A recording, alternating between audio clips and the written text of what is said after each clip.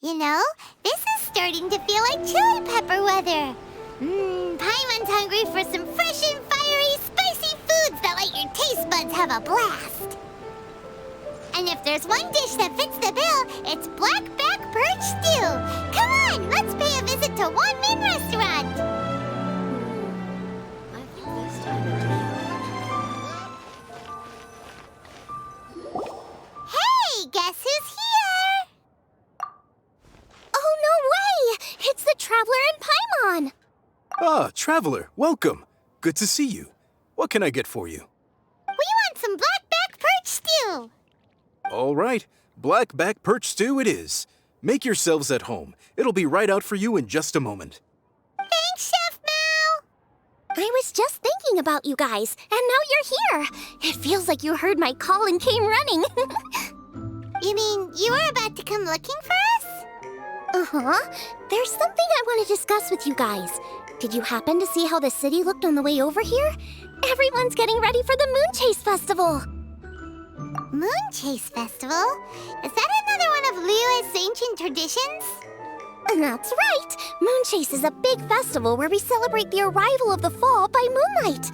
The old folks say that thousands of years ago, this was the time of the year when the Adepti would seek the way. But it's completely different nowadays.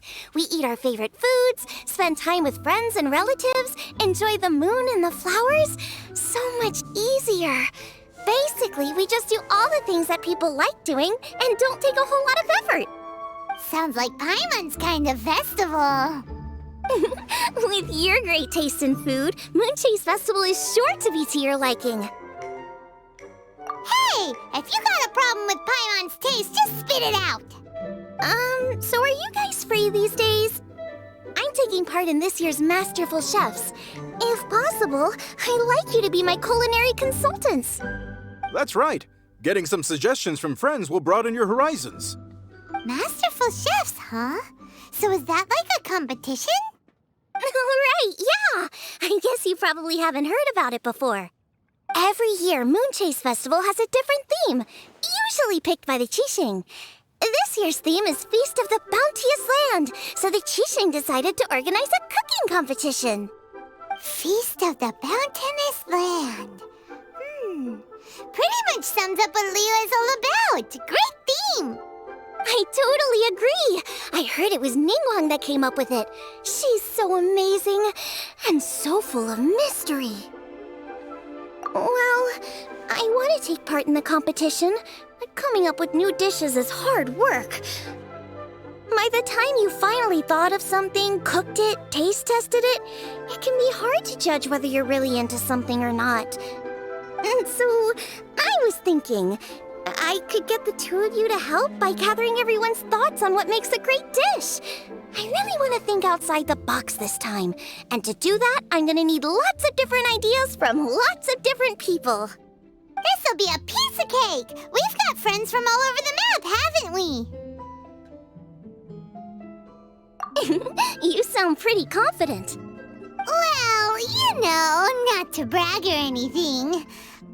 But first things first, let's have a delicious one-min meal. After that, we can go around to all of our friends in Liyue and get their ideas one by one. Okay, great. Also, Guoba should be back soon, so we can all go together. Here's your blackback perch stew, folks. It smells so good. It's my pleasure.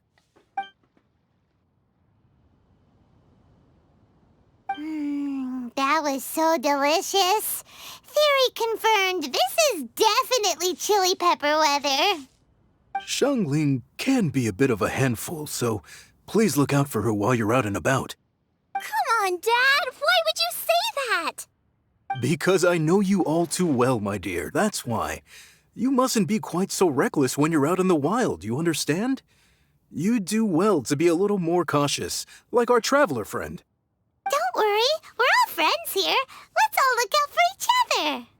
Ah, and Guoba's back. Roly-poling around as usual. All right, let's pack up and head out. Cheap and tasty chop suey!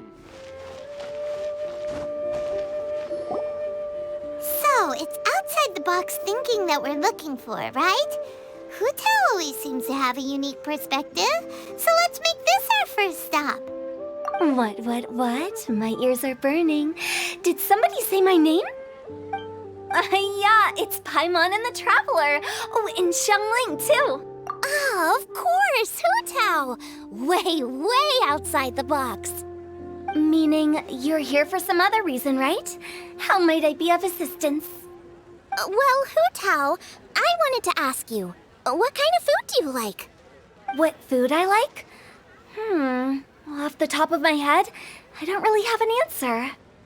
Wow, so even Hu Tao gets lost for words sometimes. Paimon sure didn't see that coming.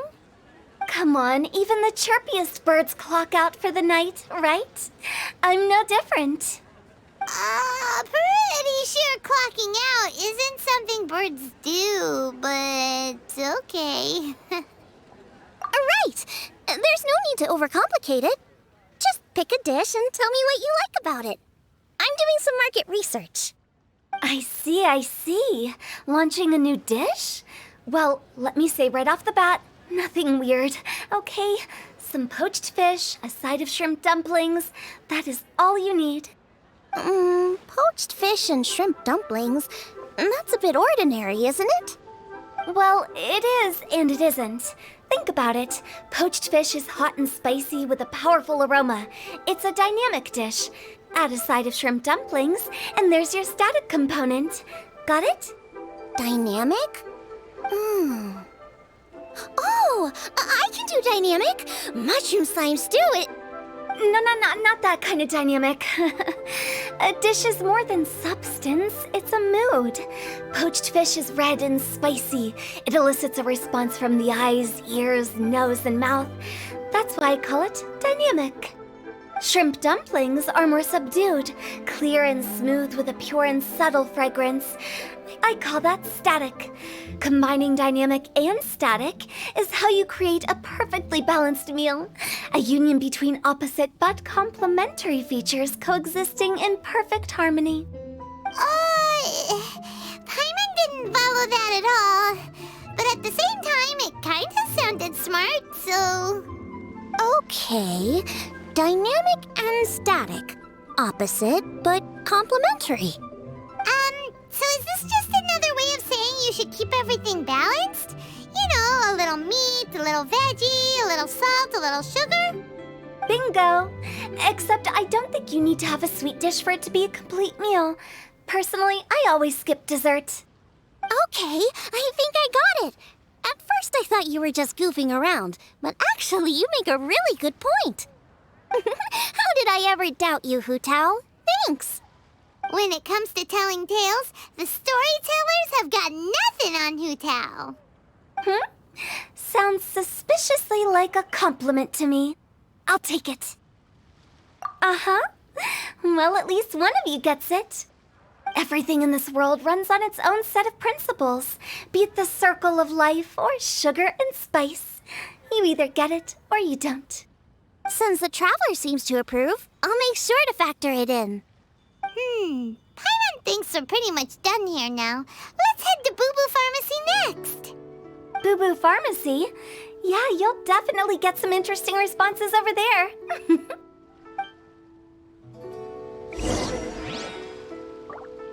If you find out anything interesting, you've got to come back and tell me about it.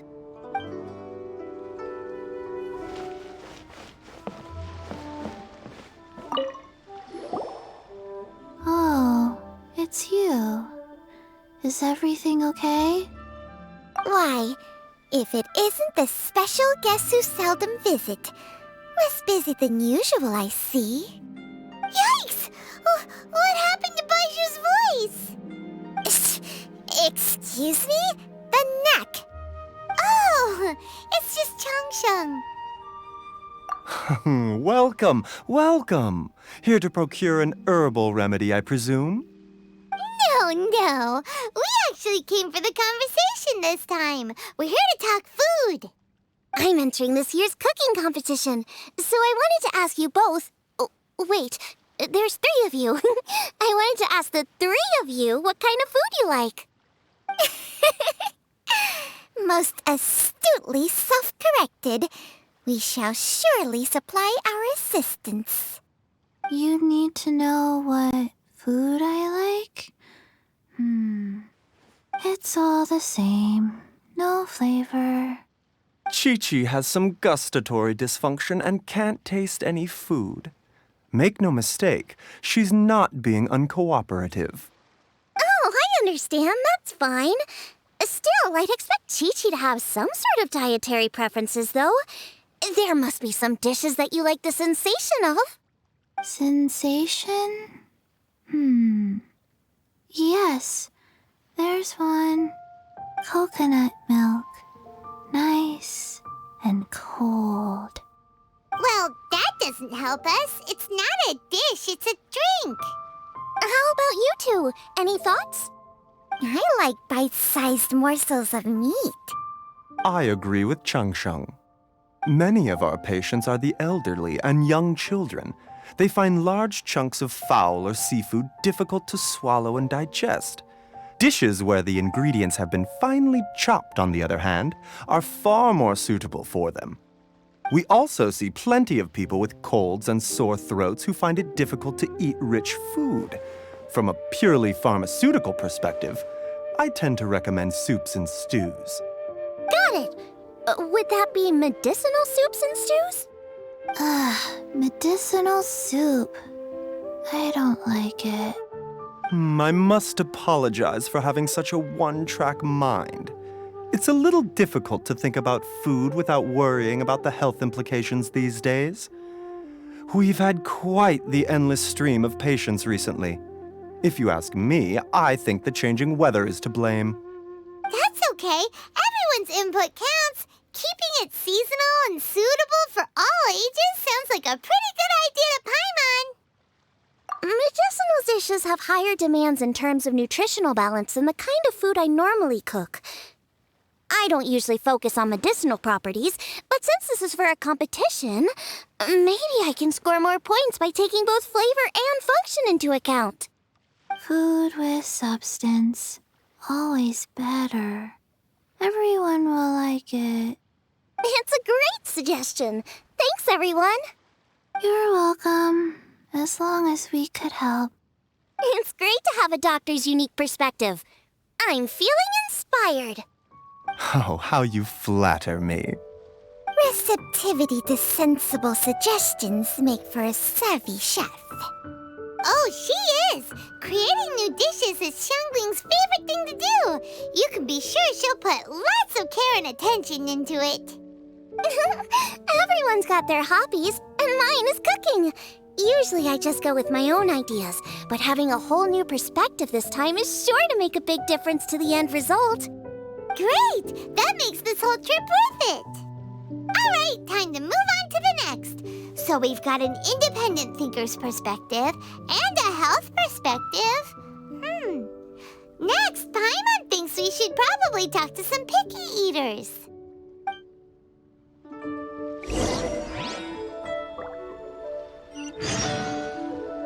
Coconut milk. Now I want coconut milk.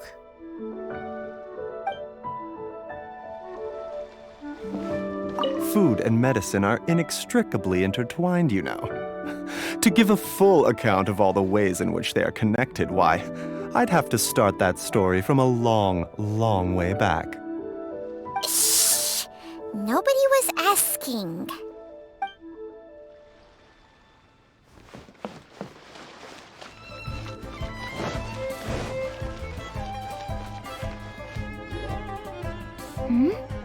Oh, it's the Traveler in Paimon. And Xiangling. Greetings, friends. It's been a while. Hey, what brings you here? Has something happened? What's with this great big stone on the ground? Long story. So, just to confirm, I will assume responsibility for handling this stone of unknown origin. Any objections? None here. You know how to get things done, Kuching. As long as it's with you, I can rest easy knowing that it's in safe hands. Should I take this to mean that you doubt the relative safety of leaving this in the hands of the Tianquan? Huh? Well, for starters, Ketching is the one who's always out running errands, rain or shine. Besides, you don't seem to give a wooden more about this whole thing anyway, so what's it to you? I was merely joking. You, meanwhile, seem only too ready to pounce when an opportunity to publicly lambaste me arises. Even when it means giving our poor mutual friend here the cold shoulder. By no means. You wish to know about the stone, I presume. Then let me invite the great seafarer Captain Beto to tell the story, if she would be so kind. You... Fine. Well, it's a big one, right? And such a smooth surface, too. Makes you think there's gotta be a good chunk of jade in there. It was found by a fishing crew, not far off the coast. It must have been underwater for years, so the erosion will be what's given it that smooth finish. Finds like this cannot be kept as private property, and must be submitted to a holder of public office. Placing it into our custody will also give them peace of mind. So, what's inside it? Well, we've hit it with just about every weapon we could get our hands on and haven't managed to even dent it yet. Clearly there's more to it than meets the eye. No weapon could smash it open. Wow. Paimon doesn't think we've ever encountered a stone like that before. Kuching has taken an unusually keen interest in this giant stone, which is why we are leaving the matter in her capable hands. Let's put that aside for a second. Traveler, what brings you here? Were you looking for someone? Actually, we were looking for all of you. We need all hands on deck here. Oh? Hopefully not because there's been some sort of cataclysmic event. No, nothing like that. Paimon's just getting carried away. I just wanted to ask everyone about their food preferences. Food preferences? That's a little unexpected. I have rather simple tastes. Precise, pure, smart, and sophisticated. That is all I require. That's your idea of simple, huh? I summed up my culinary requirements in 4 words. Is that insufficiently simple for you? A few weeks out on the open ocean would fix your flawed definition of simplicity, let me tell you that. What about you, Beto? Me? If it's freshly cooked and piping hot, that floats my boat. If it's got a little chili pepper in there, too, I'm one very happy captain. Paimon thought you would have said bar food. Oh, bar food works, too. As for me, it's got to be seafood. Okay, got it. So, seafood, piping hot, and, simple but sophisticated. And that's where I would disagree.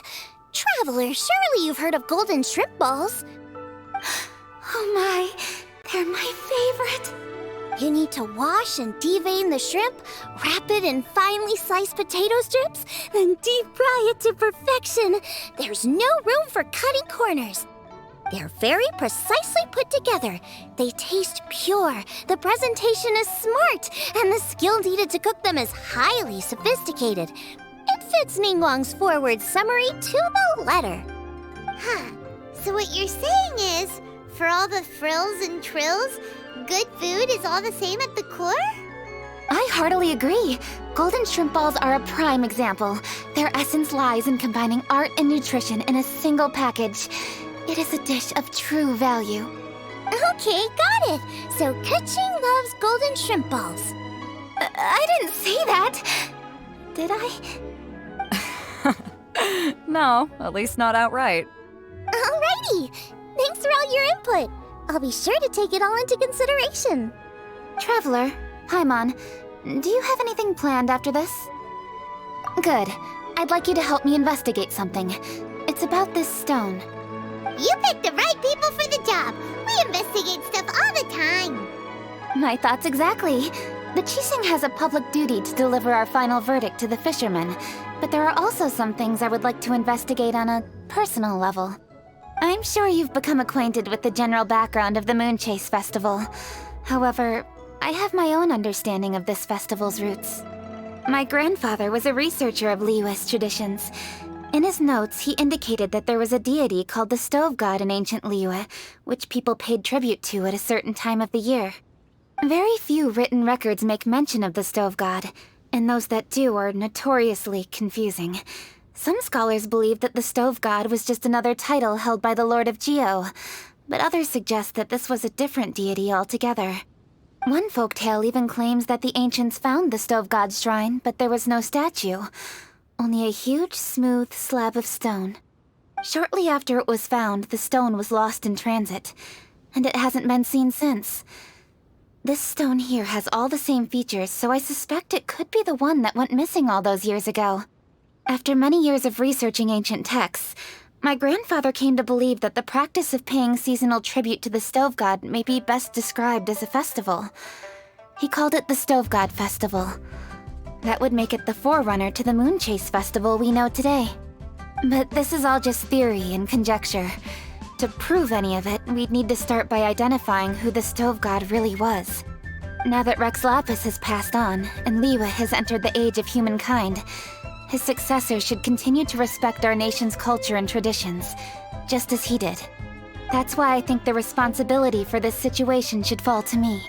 It's a chance to shed light on our history, revitalize an ancient tradition, and possibly prove my grandfather's hypothesis along the way. With any luck, we'll nail all three in one fell swoop. It was just a couple of days ago that we received this stone, right after we decided to use food as the central theme for this year's festival. It makes me wonder.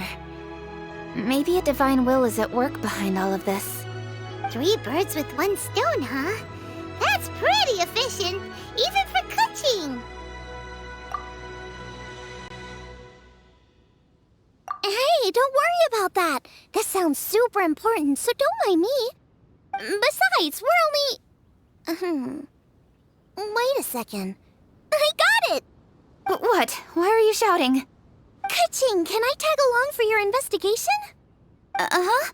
But... Since it's all about the Stove God, I might get to learn something useful about cooking along the way.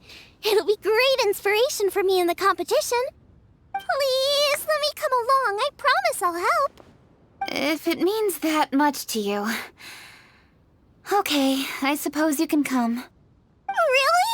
Yay! Thank you so much! You're the best! Now that that's settled, time to get going. Jingsa Village is said to be home to a lot of historical texts, so I'd like to start by making some inquiries there. Alright, then it's off to Chingsa we go.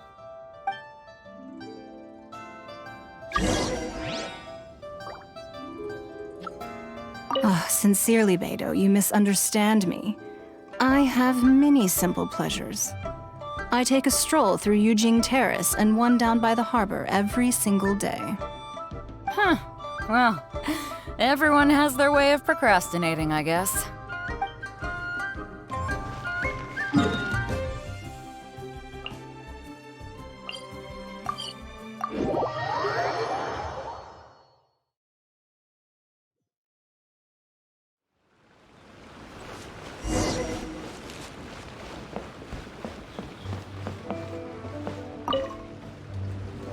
Hi, Granny. We need your help with something. Are there any old books around Chingsa Village? You know, from a really long time ago? Oh, looking for ancient texts, are we? Let me think. There is an old warehouse over there, property of the Feiyun Commerce Guild. Many books are stored inside, those that they have no room for at home. In fact, their youngest comes over this way to read sometimes. The Feiyun Commerce Guild's youngest? You must be talking about Xingqiu. Paimon didn't know they had a warehouse here. Let's go take a look.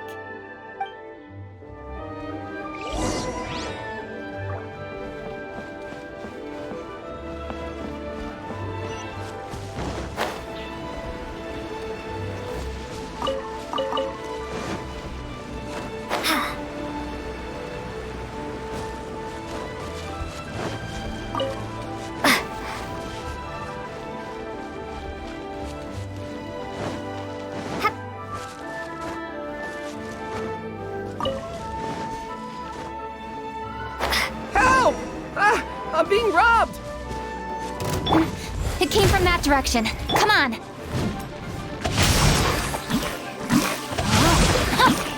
Rain cutter. Lightning slash!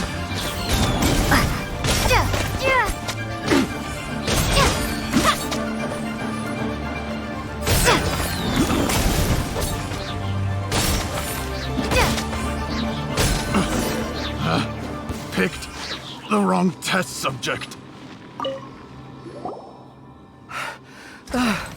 I've come here to clean the book warehouse plenty of times before, but this is the first time I've run into these crooks. Are you all right? I am, thanks to all of you. Hey, wait a minute. You're the Traveler, aren't you? And you're with... Lady Kuching. An honor. Truly an honor. We'll try not to take up too much of your time. I understand that this book warehouse is the property of the Feiyun Commerce Guild. Could you advise whether we might find any text relating to the Stove God in this collection? The Stove God? I heard that's the Lord of Geo, right? Huh? Really? Yeah. A friend of mine who conducts research mentioned it once before. We use stoves for cooking, and stoves are built from rock. Some people think that the stove is a gift from the Lord of Geo. And that's why they call him the Stove God. Seems logical enough. But do you have any books on the topic? I'm sorry, I'd have to ask the young master about that. Oh, any questions? Please, ask away. Hey, it's Chongyun and Xingqiu! Hello, one and all.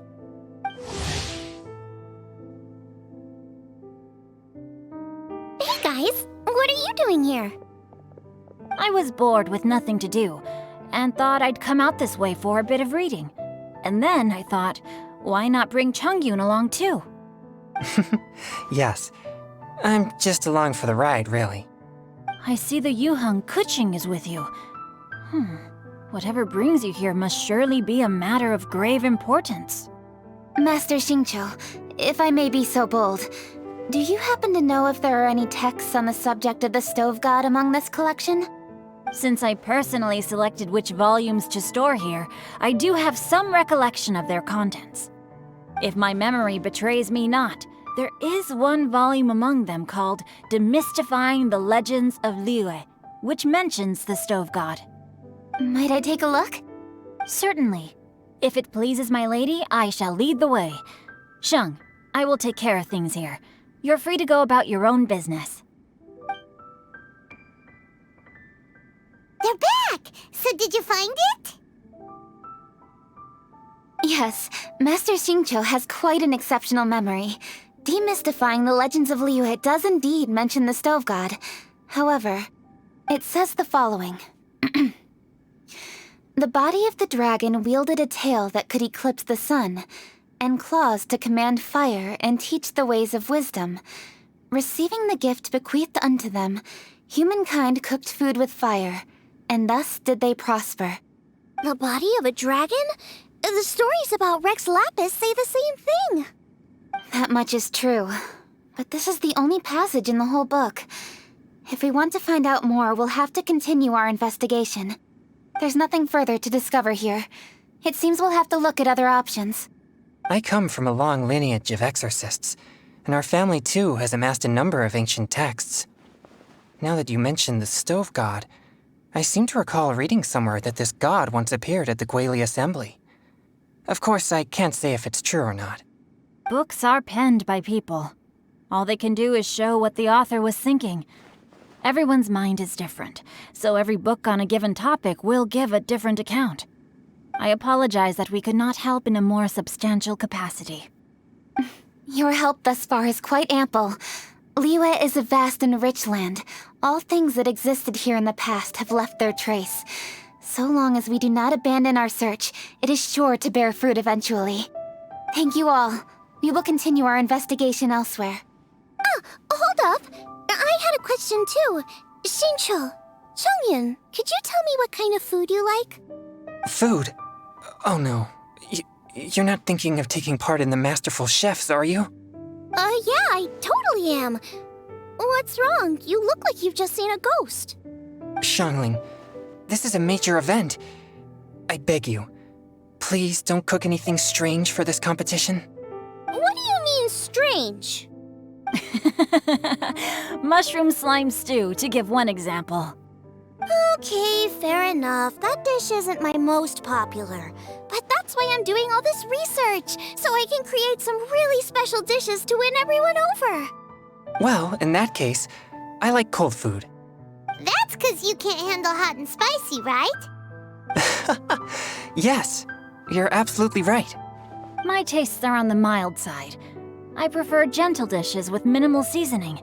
Soups and stews, vegetables and broth, seafood or freshwater fish, either boiled or steamed. These kinds of dishes I am most partial to. No surprises from the Gugua Geek. Okay, another mild child. Got it. These are just personal preferences, and everyone's are quite different. Are you sure this eclectic mix of opinions will be of any use? Of course! You're my customers, and putting a smile on customers' faces is my calling as a chef. Though Xiangling's market research blade stabs often into the dark, her heart never strays from the noble path. If anyone can win hearts and minds with their cooking, it's gotta be someone like Xiangling. She's got pure intentions and really cares about the customers. No, where's all this praise coming from? Knock it off, guys. You're embarrassing me. Sorry for holding you all up. That's all I needed to know. Shall we carry on with the investigation now? Over to you, Kuching. Where to next? So we've learned the Stove God allegedly made an appearance at the Guili Assembly. But today that place is largely a wasteland with few traces of human activity. Wangshu Inn is close by, so let's stop off there on the way over and see what we can find out. Forgive us, for this is where we must part ways. May your journey be a smooth one. Yes, best of luck. If you run into any difficulties, come and find us. We'll be only too glad to help. Let's go! Next stop, Wangshu Inn.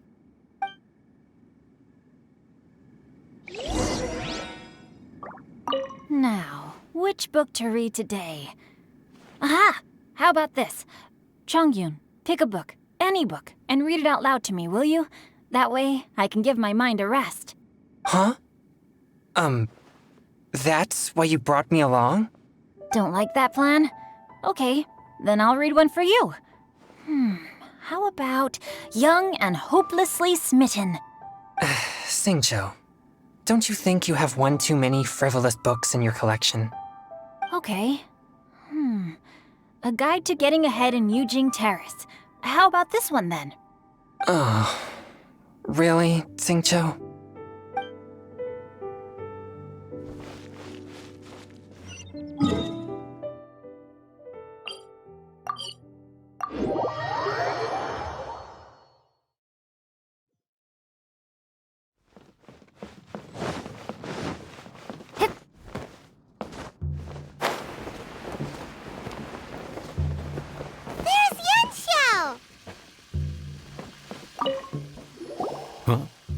Oh, Traveler. Who are all these people? Friends of ours! Allow Paimon to introduce Xiangling, Guoba, and Kuching. Kuching? Of the Chishing? She's Hi. It's not that. I'm just your typical commoner. I've never met someone as high up as the Yuheng before in my whole life. Look at that strong body, those powerful hands, and honest eyes. This guy must be a really great chef. So, is there something I can help you with? You've come a long way out to end up at Wangshu Inn. Let me fill you in. Oh, okay. I see. Legends claim that the Stove God once appeared at the Guili Assembly. As Wangshu Inn is the oldest extant building in this area, any historical texts from around these parts are likely to have ended up here. Is there a room in this inn for storing books? And if there is, do any of them mention the Stove God? Well, now that you mention it, we do have a fair few ancient texts here. I remember looking through an old recipe book once. I just need to remember where they're all stored. If you are happy to wait here for a few minutes, I'll go have a look right away. Oh, Traveler, there's something I need to discuss with you. What is it? We need to pay up or something? What? No, I wouldn't take your money. We're all friends here. I just wanted to ask if you had the time to make a satisfying salad for me. A satisfying salad? What for? Yeah, guy who hangs out on the roof terrace, you know? Good-looking fella, not too tall. Shh! Don't you think he can hear you? Oh, right. Yeah, maybe. Anyway, you know who I mean. The boss told me to take care of him, but this guy, let me tell you, he is one tough nut to crack. He usually turns his nose up at everything that isn't almond tofu. But the boss tells me you once made him a satisfying salad, and it all went down so well. So I was thinking, could you teach me how to make it too? That way, I'll have something else in my arsenal. Oh, so this is for show! You guys really look after him, huh? Well, that's life, right? You gotta look out for your own people. All right then, wait right here. I'll be just 1 minute. Clock is ticking! 59, 58... Sorry for the trouble, Traveler. Okay. Here you are. Thank you ever so much. While Kuching's reading her book, let's make that satisfying salad. Xiangling, what are you gonna do? I'd love to come watch too, but I don't want to get in the way, so I'll just stay here with Kuching. Okay, shall we go then? Go ahead and get started. I'll just watch from over here. I only need to watch you make it once to have it committed to memory. That should do it.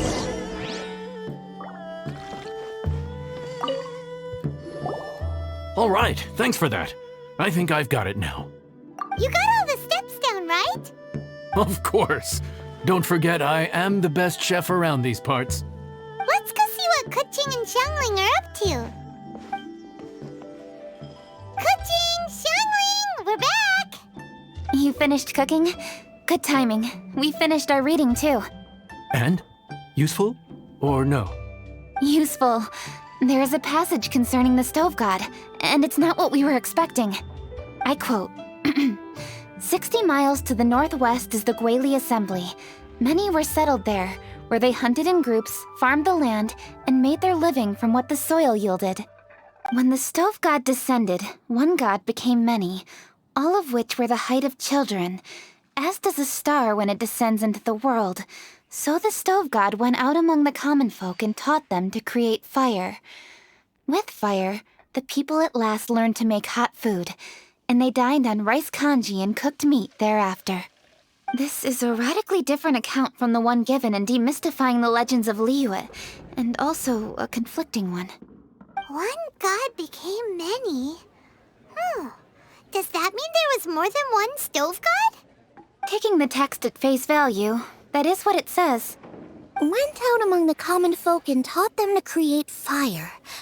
So did the stove god really go and teach people how to cook firsthand? Now that's a god who truly cared for their people. So, we've got two leads, but they contradict each other. How do we know which one to believe? By continuing our investigation and reserving judgment for now. Thank you for this text, Yanxiao. It's my pleasure, really. Think nothing of it. If anything, I should be thanking the Traveler. Listen, you've helped me an awful lot. Not just today, but in the past, too. I want to make it up to you properly, and as it happens, things are pretty quiet here today. So I'd like to take the chance to treat you all. What do you say? Will you stay for a meal? Wow, he sure sounds confident in his cooking. I like that. Confidence is one of the best ingredients a chef can have. I really want to try his cooking. I say we take him up on his offer. It's hard to refuse a generous offer like that. Yes, I think we can fit this in. Yanxiao, we await your culinary creations with great anticipation. I won't disappoint.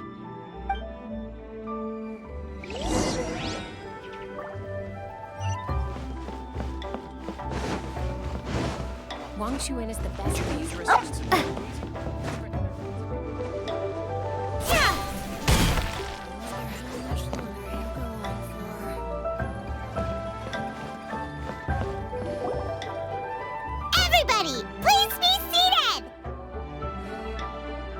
You'd think you own the place.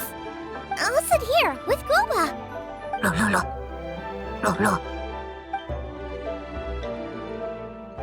Here we are. That's everything you ordered. It all smells amazing. I think I've met my fellow finalist. It smells beautiful. Strange. I never would have guessed that such a gifted chef worked here. This inn isn't particularly known for its food. Everyone likes a good meal, whether they're staying the night or just stopping by for a bite. We call it an inn, but the fact is it's much more than that. We have to cater to all aspects of daily life to make this a true home away from home. Please enjoy your meal at your leisure. I should get back to work now. Yanxiao, are you taking part in this year's Masterful Chefs? Huh? You too? Yup, I've signed up already, and I've got my eyes on the prize. Your cooking's delicious, Yanxiao. I'm really looking forward to seeing you in the final. Huh. Interesting. All right, I'll see you there. What was that? Some kind of power move? No, it seemed more sportsmanlike than that. Yup, he's a really talented chef. His food was excellent, and it showed he has a level-headed personality. That's the kind of chef that could be a match for me. I haven't had any competitive cooking experience since my cook-off with Brooke in Springvale. You're too kind. Guoba, what are you doing? Guoba's eating the... Those were Kuching's! How could you steal them while she wasn't looking? Oh, my golden shrimp balls. Huh? You ate every last one? Guoba, we've been through this. When we're with friends, you gotta be on your best behavior, okay? I'm so sorry, Kuching. I promise I'll make it up to you. What's the big deal? We can just get another plate. After all, it's Yanxiao's treat today. It's not the same, though. The moment's gone. Sure, you can eat something else, but you can never go back and change the feeling of despair as your food is snatched away from right under your nose. The dining experience is a trinity of emotion, food, and atmosphere, and you've got to have all three to make it work. I have to say, now that you mention it, that is a very accurate appraisal of the situation. I'm gonna make it up to you, Kuching. Is there anything you want to eat? Anything at all. Whatever it is, I'll make it for you. I don't have high hopes for this, but equally I don't want her feeling guilty. Okay, I'll let her do this for me. If you insist, there is one dish that perhaps you could try making for me. It's an old recipe from my grandfather's notes. No problem. May I see it? I'll get it to you when we're back in Liyue Harbor. Traveler, have you finished eating? Before we do anything else, let's head back to Liyue Harbor. I need to fetch something. After peak season, nothing will sell.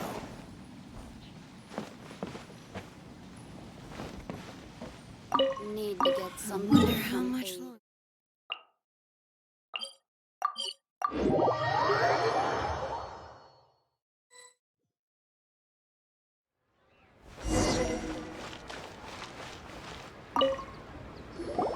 I need to go home to fetch my grandfather's notes.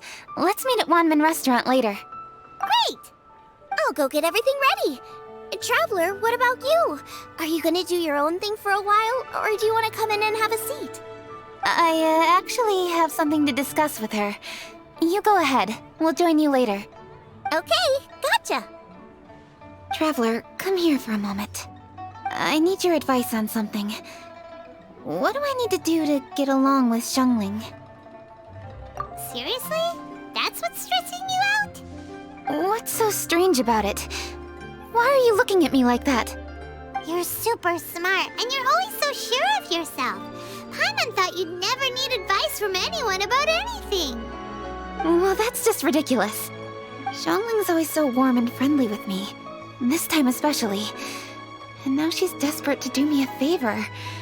So, Is that supposed to mean...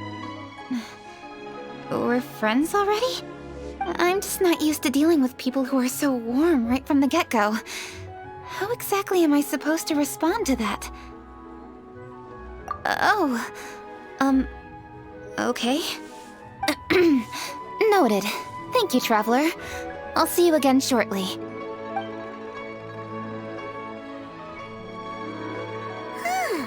What's making Kuching so self-conscious? Paimon thought nobody would be able to get under her skin.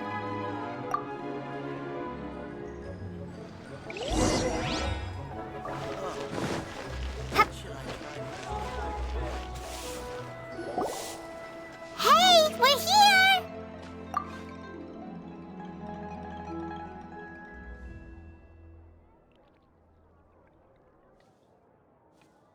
Hey, grab a seat.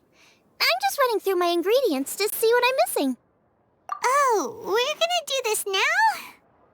What is it?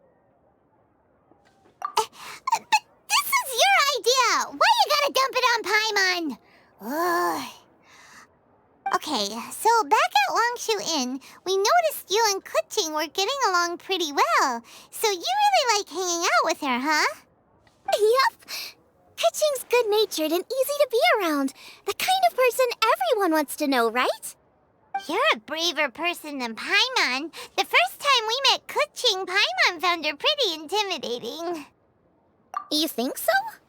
I remember thinking straight away that she was really easy to get along with. Didn't you see her sneaking treats to Goba back at Wangshu Inn? Yeah, she's great. We know that now. We're just talking about first impressions. First impressions? Oh, okay. Hey, have you guys eaten grilled shellfish before? They can be hard to crack at first, but they taste amazing that way. We've eaten shellfish before, but I don't think we've ever tried eating them grilled. Oh, you're missing out. I'll grill some for you another time. But anyway, Kuching's like a shellfish. Maybe a little closed off at first, but once you get to know her, she's got a soft and squishy side too. Not to mention that even after her favorite food was stolen away, she was still happy looking after Guoba. I'm really grateful for that. You make a good point. You know, Xiangling's intuition for people seems really spot on. Is that why she took a liking to Kuching so quickly? All right, let's see. We're okay for carrots and crab, and we still got some ham and mushrooms. I wonder what Kuching's recipe is gonna be. Huh? What was that noise? What's going on? What the? That bird is huge! Ah, it's the ladybird! Excuse me, one shall not be addressed in such a manner. One shall be known as Adeptus, whose name, should you care to mention it, is Cloud Retainer. Cloud Retainer? That does sound like an Adeptus name. Well spoken.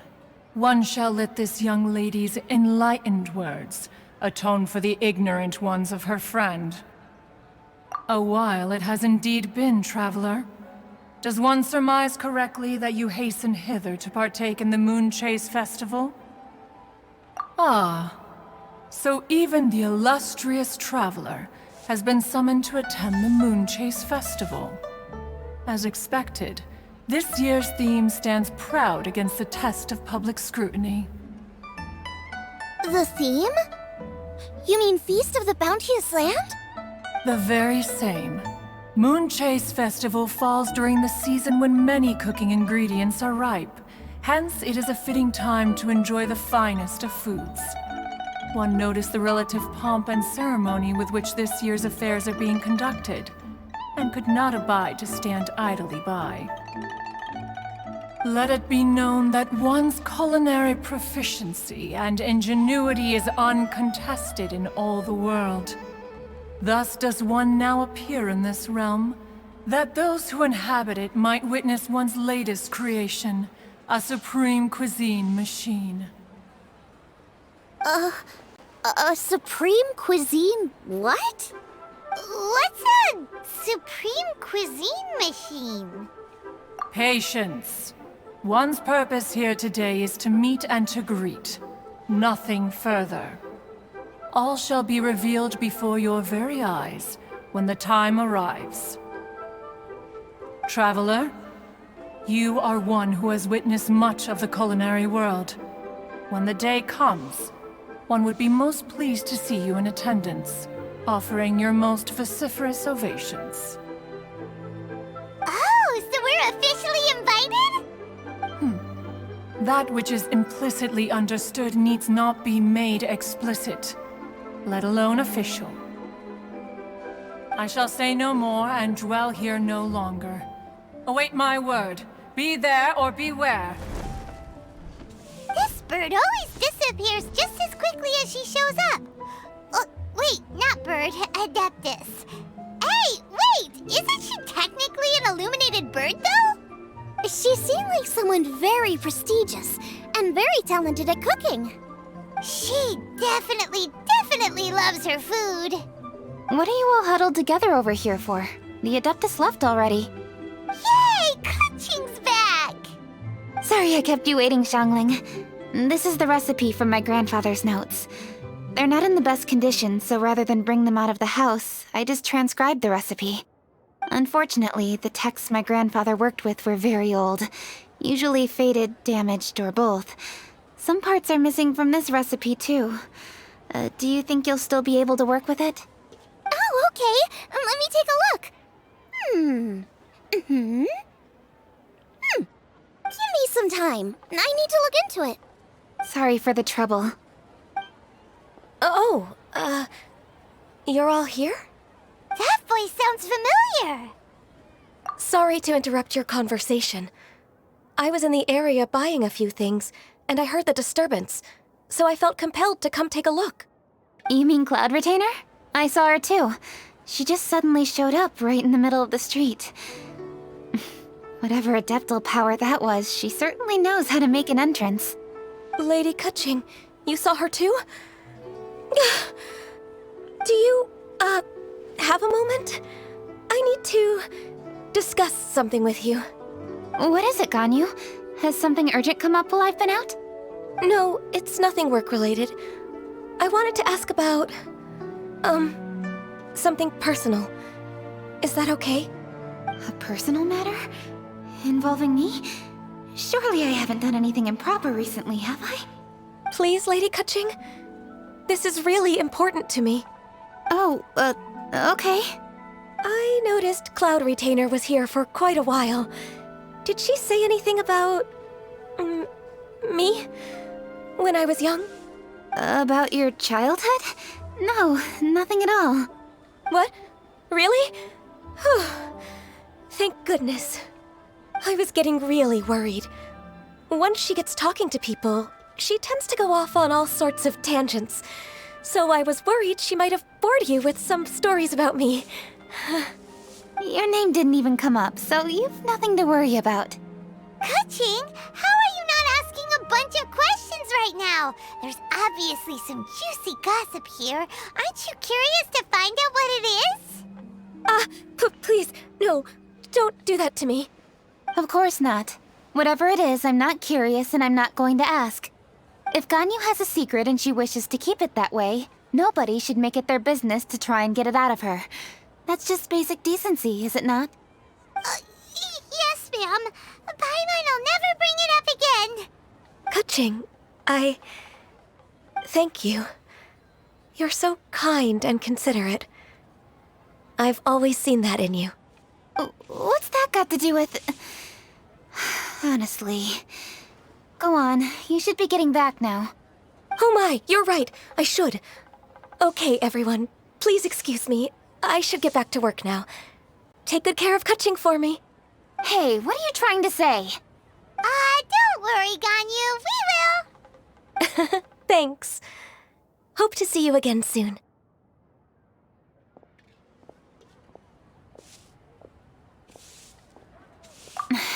Just ignore her. Hey, everyone! I just had an idea. It only occurred to me when that Adeptus showed up. Do you think the Stove God could be an Adeptus too? Ooh, could be. I don't want to assert either way. but it seems highly likely. In that case, we should go ask the Adepti about it. I think my master might be able to help. Master? You mean your teacher is an Adeptus? Uh-huh. She's over at Eugene Terrace. Come on, I'll introduce you.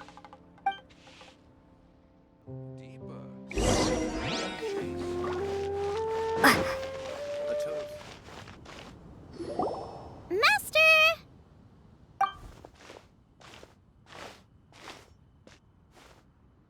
Oh! Hello, Xiangling.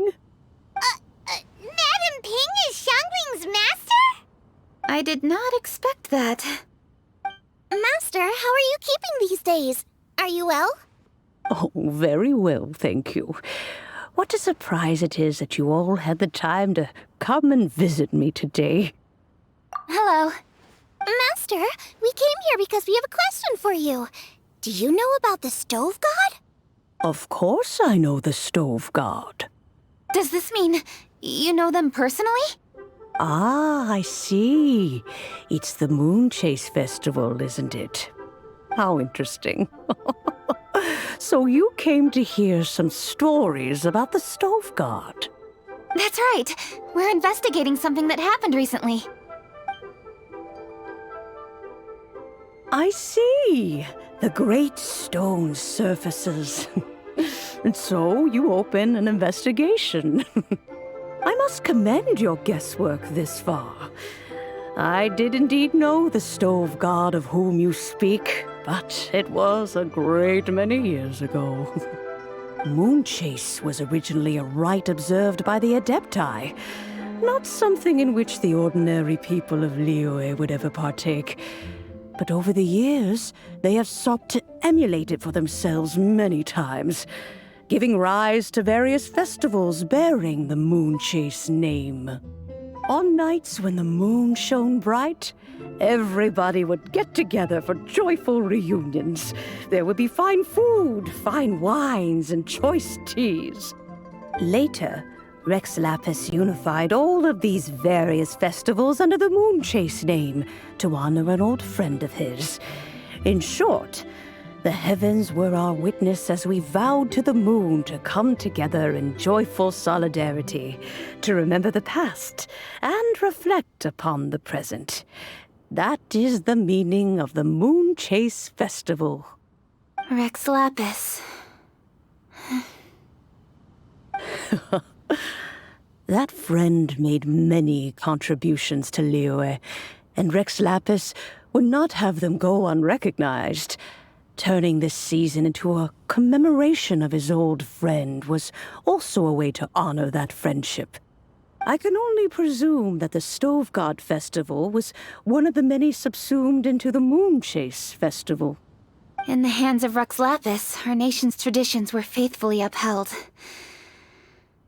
It is to their detriment that we must now be the ones to inherit this duty.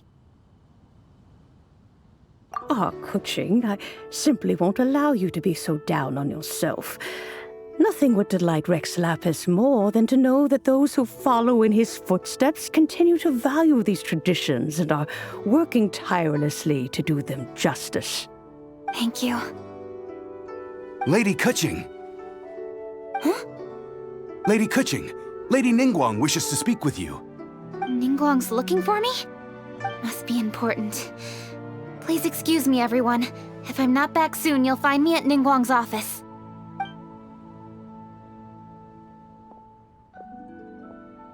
There she goes.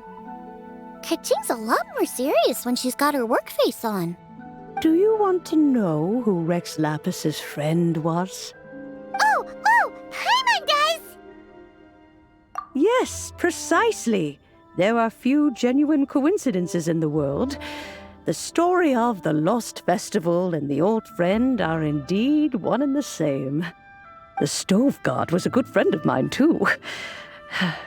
What a pity it is that the god is now gone both from the world and from people's memories. How could that happen? It is to everyone's regret that the Stove God passed. But gods cannot be fully destroyed, and we made a pact to wait until the land became fruitful once more. For perhaps the stove god would then return, albeit in a new form. Really? Master, you must miss the stove god a lot, right? From the way you talk about it all, it sounds like you were the best of friends. Yes. Thinking back on it all, there are many fond memories. I'm pleasantly surprised to find that Kuching is investigating this. She is a tenacious child, and anything she sets her mind to, she will diligently pursue.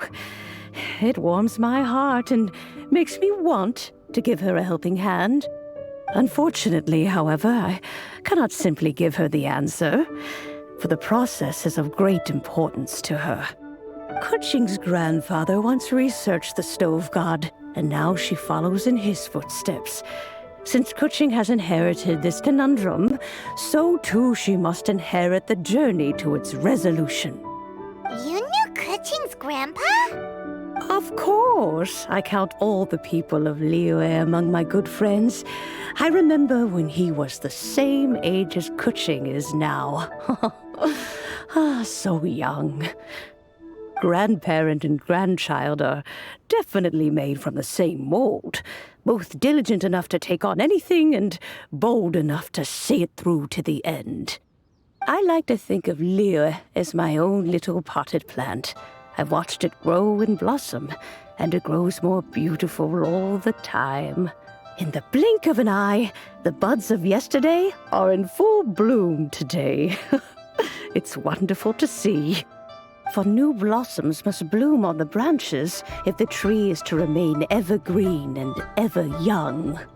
My dears, you are absolutely right to focus your investigation on the stone.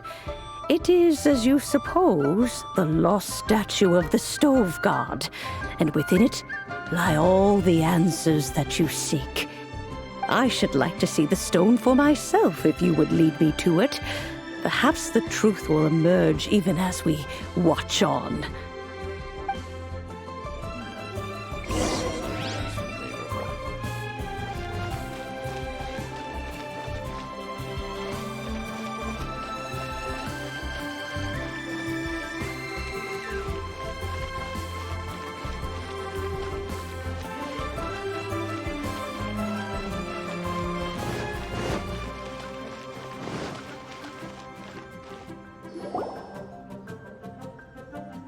You're all here. I was just about to send someone to fetch you. Kuching, has the stone undergone any changes? A crack has appeared in one corner, but we still can't tell what's inside. What happened? Did someone chip it while no one else was looking? More likely a natural occurrence. Our weapons have had no effect on it. How would a natural occurrence crack it open? This is because the stove god draws power from the actions of the masses, the heat of a busy kitchen, the joy of a reunion. Keep up the good work, and the truth will rise to the surface soon enough.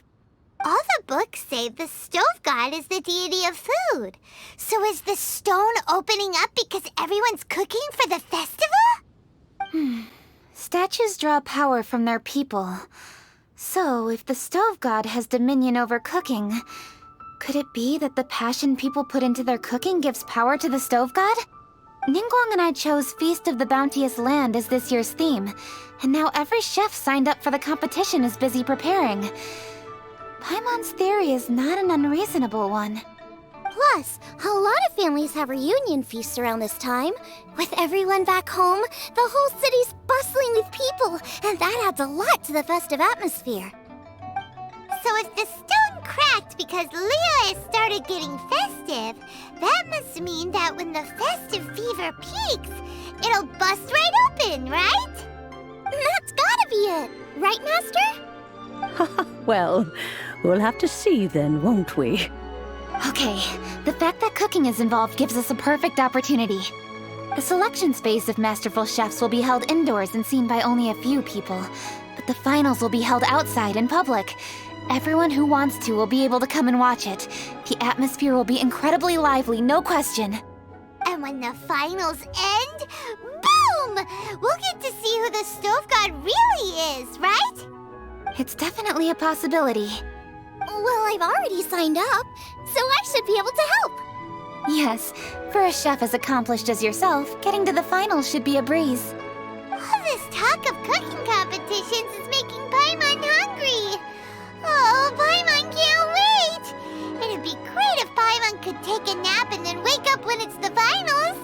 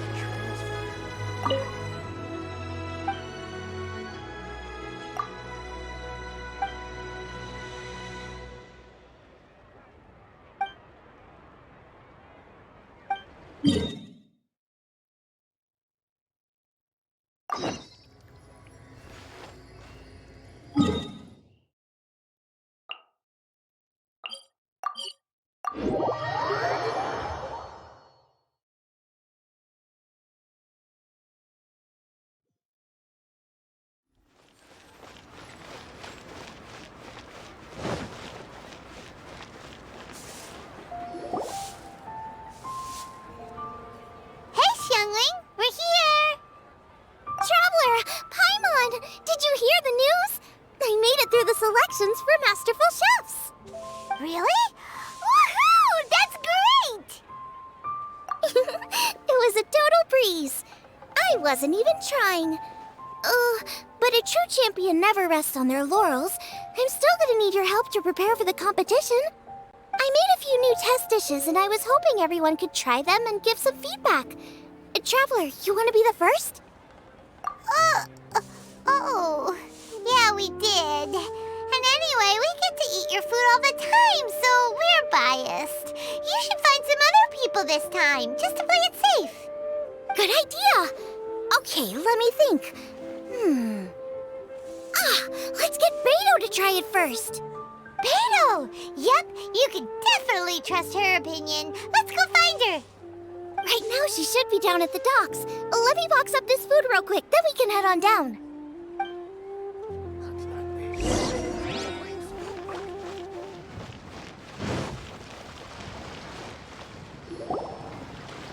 Beto, ahoy! Hey, look, who's she with? Hi, Beto. Hi, Xinyan. Are we interrupting anything? Xiangling! Woman of the hour. We were just talking about you. Beto was saying you and I should get ourselves on board sometime. Says the whole crew's been asking for us.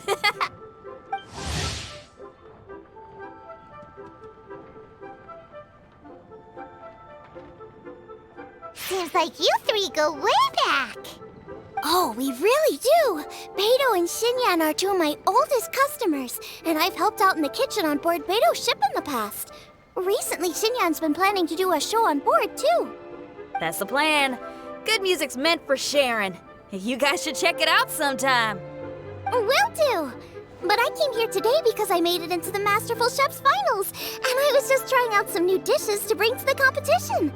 Can you have a little taste and give me some feedback? Sure, beats drinking on an empty stomach. Oh, about time. I'm starving over here. Let's see what you got. Oh, man! This chicken fuyong's tasting awesome! Oh, this food is too good for me to be soaking up the alcohol with. These three seem to have a great time with each other. The only thing is you've got 3 dishes here. Chicken fuyong, come and get it, and crystal shrimp, and they all taste kind of refreshing. Is refreshing really a flavor? When you spend all your time at sea, you don't have a lot of choice when it comes to food, especially on the longer voyages where you've got to stretch out your rations as far as you can. First thing you want to do when you get back on dry land is dig into a nice hot meal that's swimming in oil and has a ton of flavor. That's the exact opposite of Ningguang's tastes. Oh, sure is. Beto's tastes are pretty similar to mine and Xiangling's. Ugh, Ningguang. I am sick of hearing that name. Our tastes couldn't be more different. You'll never find us eating the same bowl of food. But last time when you were chatting with her, Paimon thought you two seemed to get along just fine. We're evenly matched. Guess that makes us equals. But I'm sorry, limp cabbage leaves are never gonna do it for me. Oh, I hear ya. Steamed cabbage and broth might be upper class and look fancy and all, but man, is it boring! It's never gonna give you that flavor explosion you get with some of the other dishes out there. So, Xinyan, are these dishes too mild for you too? Well, not so much mild. I just think you maybe missed a beat somewhere. Exactly. This is some fine cooking, no question about that. But if this is for a competition, it needs more oomph.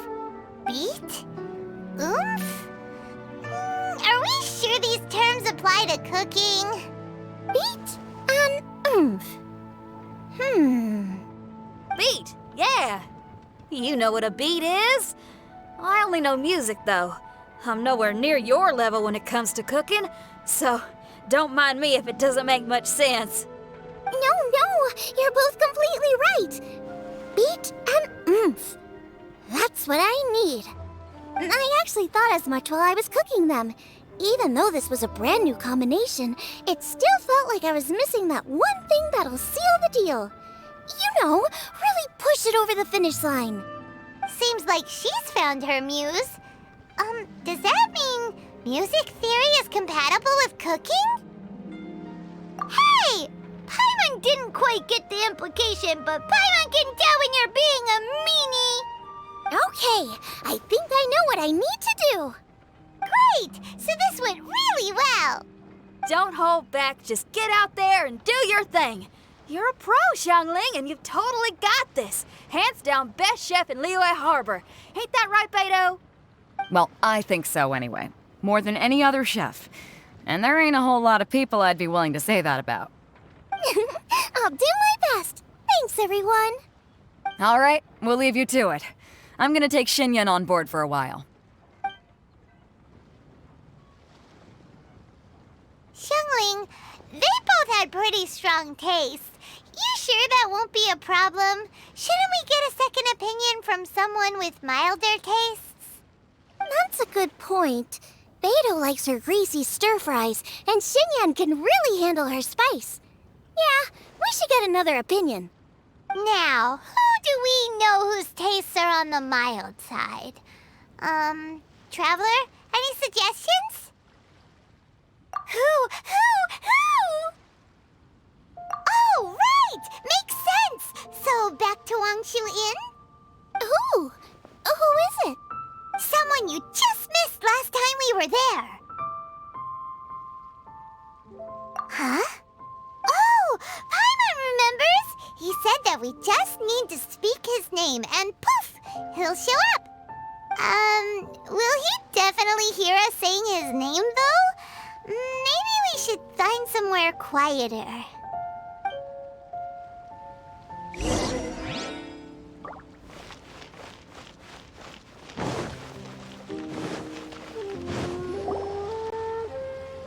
Okay, let's take turns shouting his name. Do I need to do this too? Hyman's going first. Ahem.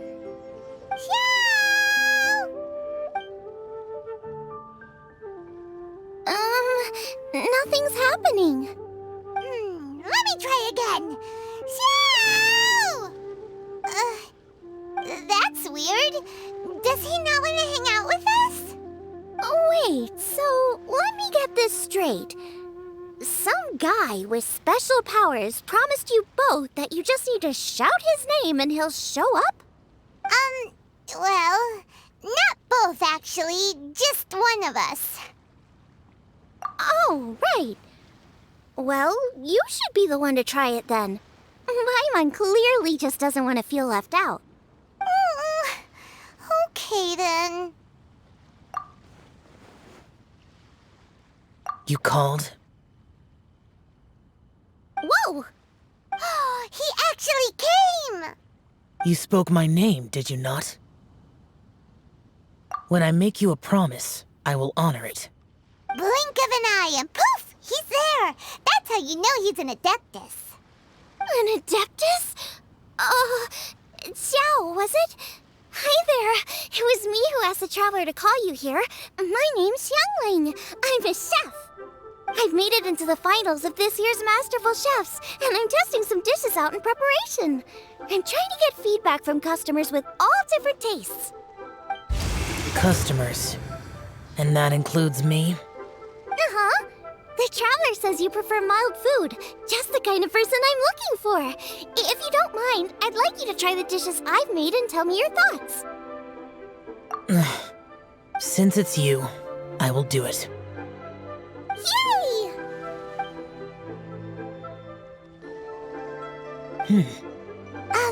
How is it? Are you sure you can eat it? Don't force yourself. Tastes pretty good. Huh? Really? I can't believe it. An Adeptus says he likes my cooking. If my dad was here, he'd be crying tears of joy. You excel in the culinary arts. I'm reminded of another chef I know. That chef cooks dishes with soul, as do you. Both of you are masters of your craft. Who do you think he means? Smiley Yancho? If I had to find fault with something, the two sides are a little strong for my taste. Some minor adjustments would take this dish from excellence to perfection. Just my own opinion. Do not fixate on it. Take it or leave it as you see fit. All right, go easy on the sides. Okay, I got it. Thank you, Adeptus friend. It was really great to meet you. I'll be leaving now. See you next time. Paimon still can't believe he actually came. So, what would happen if we called his name again now? Do you think he'd come back right away?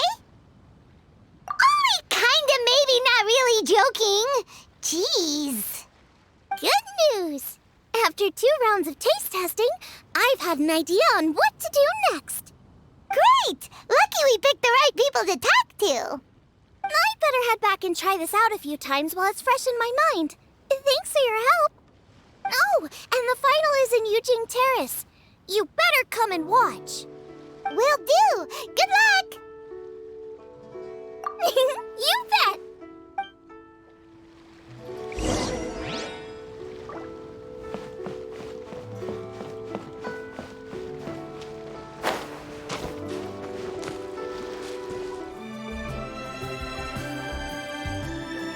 Welcome, everyone, to the Masterful Chef's Final. At the appointment of this organizing committee, I am your host and officiator, Yanfei. Hey, Yanfei's here too! This event is brought to you by the Liyue Qixing in collaboration with a number of participating enterprises. The competition is divided into the selections phase and the finals. We saw many contestants from all over Liyue in the selections process, and all of them were outstanding chefs in their own right. Of those, the 2 strongest participants were put through to today's finals. In just a few short moments, the finals will take place right here before your very eyes. As the officiator, it is my honor and privilege to represent the organizing committee and indeed the people of Liyue in overseeing today's proceedings. Next, please allow me to introduce the judges. There will be a select panel and an audience panel. The 3 members of the select panel are the Tianquan, Lady Ningguang, the Yuheng, Lady Keqing, and last but not least, gourmet connoisseur, Uncle Tian. In addition to these 3, 10 judges will be chosen from among the audience to sample our contestants' dishes and cast their vote. That makes a total of 13 judges with 13 votes between them. Each judge will vote for their preferred finalist, and the one who receives the most votes will be today's winner. It's all so exciting! And now, please join me in welcoming our 2 contestants into the arena. Come on out!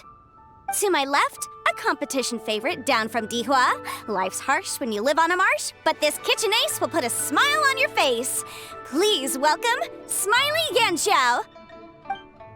Hi, everyone. Whoa! Yanxiao made it into the finals too! But what's up with him? He seems really nervous. Yanxiao! Chin up! Shoulders back! Everyone from the inn is super proud of you! Huh? Oh. And to my right, a stalwart of Liyue Harbor culinary scene, a little feisty with a whole lot of spicy. Give it up for Xiangling! And her mysterious assistant, who knows who? Hi, my nose! It's Guoba! Hey, everybody! I'll do my best!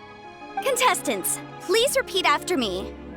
As a finalist in Masterful Chefs, I solemnly swear to commit myself fully, compete fairly, and abide by all competition procedures. As a finalist in Masterful Chefs, I solemnly swear to commit myself fully, compete fairly, and abide by all competition procedures. As a finalist in Masterful Chefs, I solemnly swear to commit myself fully, compete fairly, and abide by all competition procedures. And I, for my part, promise to uphold the principles of fairness, impartiality, and transparency in my officiation of the proceedings. Now, I will hand things over to the select panel judge, Ningguang, for the announcement of today's theme. Thank you all for being here today at the Masterful Chefs Finals. I am the Tianquan Ningguang. The organizers have chosen the theme for today's event, and that theme is Of Earth and Waterborn. Of Earth and Waterborn.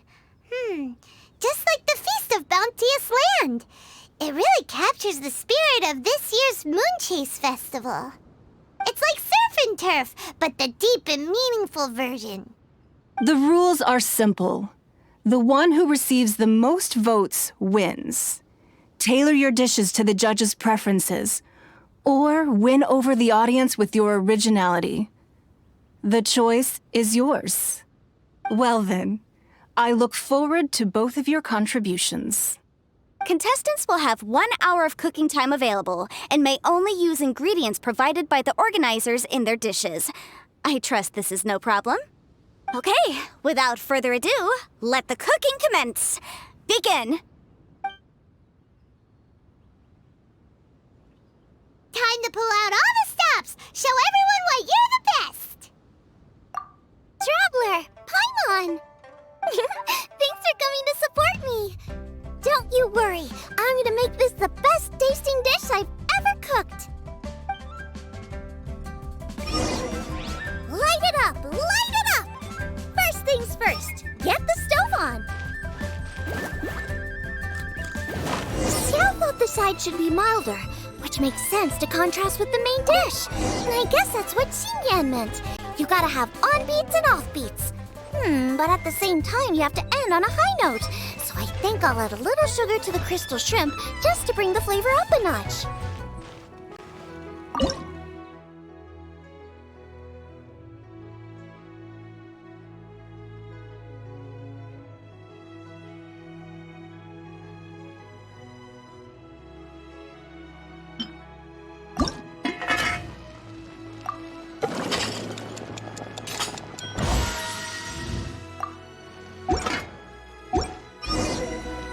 double-layered consomme is pretty bland to begin with, and I can't have two sides with the same texture.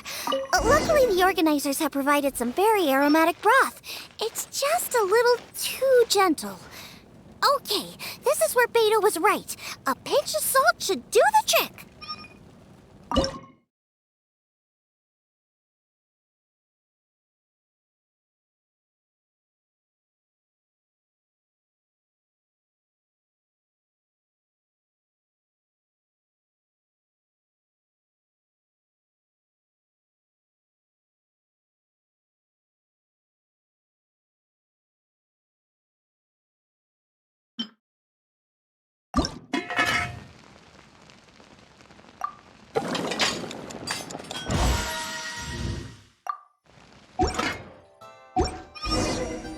Chili chicken is the main event.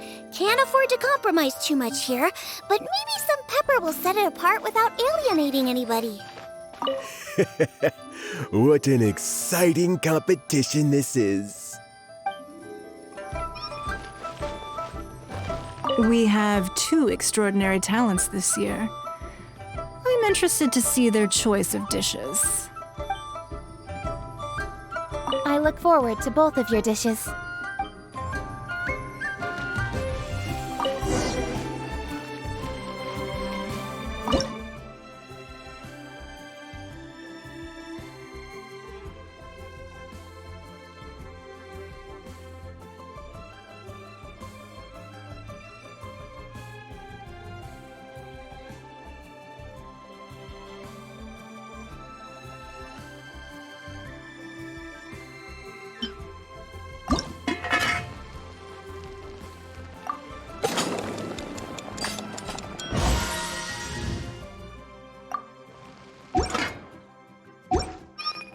Huh?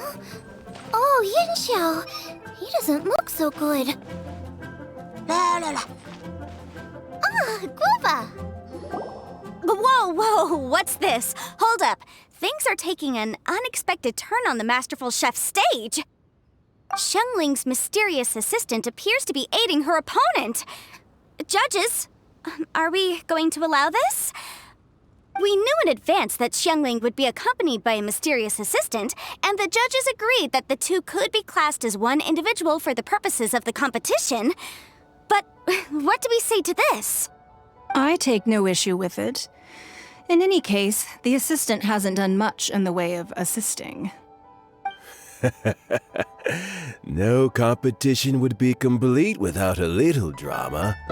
All a part of being young. I won't be the old fogey that ruins it for them. Please allow me to explain to our host. Prior to the competition, the judges reviewed both contestants, and we can comfortably confirm that neither side is participating in a way that contravenes the competition rules. Xiangling is a highly accomplished chef, and her assistant is more like family to her. Xiangling prepares all of her own dishes herself. All that her assistant will do is occasionally provide a fire source. Given Xiangling's level of culinary skill, the difference between her using firewood or her assistant is a trivial one. I appreciate everyone's concerns. The presence of a mysterious assistant performing strange dance moves to cheerlead for Xiangling is a little unexpected. But the mysterious assistant has now started cheerleading for Smiley Yinxiao too, demonstrating total impartiality. By encouraging both Xiangling and her opponent, they have proven to be a fair supporter. That's right. Guava's not really outside help. Guava just likes to watch people cook. I'm sure the only reason they went over there is to try to help Yinxiao feel less nervous. I give you all my word, Guava will not interfere with the competition. And I would also say that it's a loss to the competition if Yinxiao isn't at the top of his form. I say that as someone who's eaten Yinxiao's cooking at Wang Shuwen before. He is an excellent chef, and I want this to be a competition between the best we both have to bring. I see. Most amusing. Uncle Tian, what's your opinion? I have no objections. It's an honor and a privilege to see two contestants so dedicated to having a fair and square contest. The judges and the officiator accept this explanation. Let the competition continue. Yinxiao, are you alright? I don't know what's wrong with me. I've never been so nervous in my life. Look, my hands won't stop shaking. Take it easy. I've been there before. I can help. Try saying a tongue twister to yourself in your head. Or think of some happy memories about your dad. Why my dad? That's a bit specific. 'Cause that's what I do.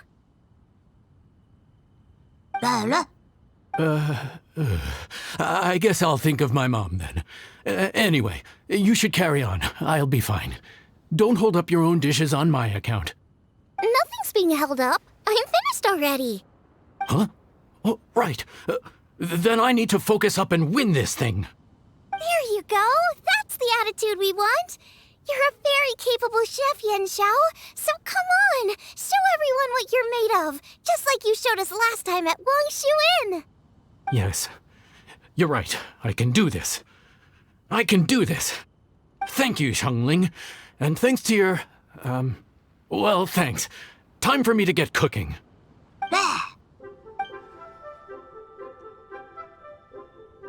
Time's up! Both contestants have now finished cooking. I would like to invite them to present their dishes to the judges for evaluation. We will proceed in the order that the contestants finished. Xiangling, please describe your dish. My dish is Jiyun chili chicken with sides of triple-layered consomme and crystal shrimp. The theme is of earth and waterborne, which includes land and sea. In other words, land animals, fowl, and seafood are all potential ingredients. My main dish, Jiyun chili chicken, is a combination of fowl and chilies. Jiyun chilies capture the essence of the mountains where they grow, and fowl is a gift from the heavens. Triple-layered consomme also uses fowl, and its other ingredients are ham and bamboo shoots. These are also flavors from the mountains, but they complement and contrast with the chicken dish, fresh instead of spicy, cold instead of hot. The crystal shrimp is made from a combination of rice, shrimp meat, and carrot. A thin, translucent skin wraps diced carrot and a whole shrimp, fresh, crispy, and tender. Shrimps are a gift from the ocean. Tightly wrapping them in a skin made from rice makes this dish a blend of land and sea, fresh with a hint of sweetness. It's the perfect note to end this course on. Ooh, a strong delivery there from Xiangling. Let's see what our next contestant Yan Xiao has to say. My dish is Adeptus Temptation with a mint salad and golden shrimp balls. As Xiangling says, earth and water means land and sea. So birds, land animals, and seafood were also the ingredients I incorporated. Adeptus Temptation is a much-loved dish in Liyue, and as chef of Wang Shuin, I've always been proud to offer this as the signature specialty dish of our menu. It's a complex dish with very particular ingredients: smoked ham, crab, fresh shrimp meat, and matsutake. I chose this as my main dish as a sign of respect toward my profession and to this competition. The mint salad is my first side. Cool and tender with a subtle sweetness, it's a perfect answer to the rich and strong flavors of the Adeptus Temptation. Golden shrimp balls is a time-honored classic loved by everyone. A hearty and wholesome broth, followed up with a shrimp ball. Oh, pure bliss. Paimon can smell it from all the way over here. It's driving Paimon crazy. Judges, please sample the dishes. Very impressive. Both contestants' dishes are well considered, expertly made, and truly delicious. I'm gonna have another golden shrimp. I shall have to sample both contestants' dishes once more before I can reach a verdict. Now, Xiangling has taken an interesting approach here. She's chosen a cold dish as her main. I have to say, that's a bold move. It's also a unique take on Jueyun chili chicken. Although the dish as a whole is served cold, the chili peppers have been stir-fried, and so they're still just a little warm on the inside. You get a nice crunch as you bite in. Then you get the spiciness and warmth all coming in together, and then just a hint of that wonderful pepperiness to top it all off. It's quite simply extraordinary. opinion, this Adeptus Temptation is quite exceptional. The triple layer consomme is also a very superlative contribution. Excellent flavor, well balanced between sweet and savory. Yes, the standard is very high. Judges of the select panel, I will now ask you to consider your votes carefully before writing them down and handing them to me. Also, the organizing committee has selected today's audience judges, and they are now evaluating the dishes. Everyone who's been lucky enough to sample today's dishes, please consider and cast your vote independently.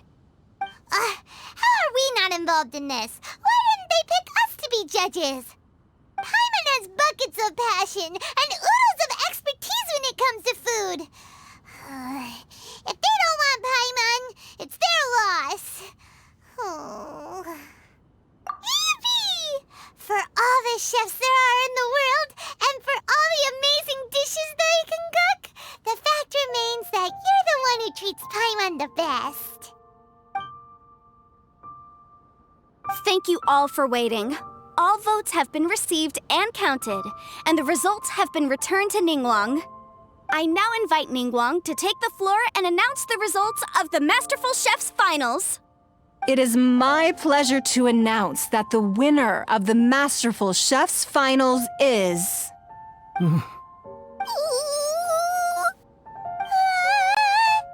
by a mere 1 vote margin, Xiangling! Wow!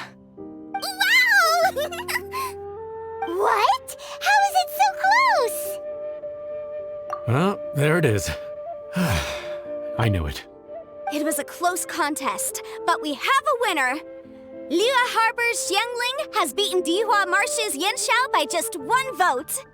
There can only be one winner, but the fact that this was so close shows just how much both of these outstanding chefs managed to impress our judges. Thank you both for your stellar contributions here today. A big thank you to all the audience for being here today, especially those who have come from far and wide. As officiator, I declare the result of this competition to be fair and valid, thus bringing the Masterful Chef's Finals to a close. Thank you all for coming. Until next time. Please exit the venue in an orderly fashion, and remember to take all of your personal belongings with you. Come on, let's go over and take a look.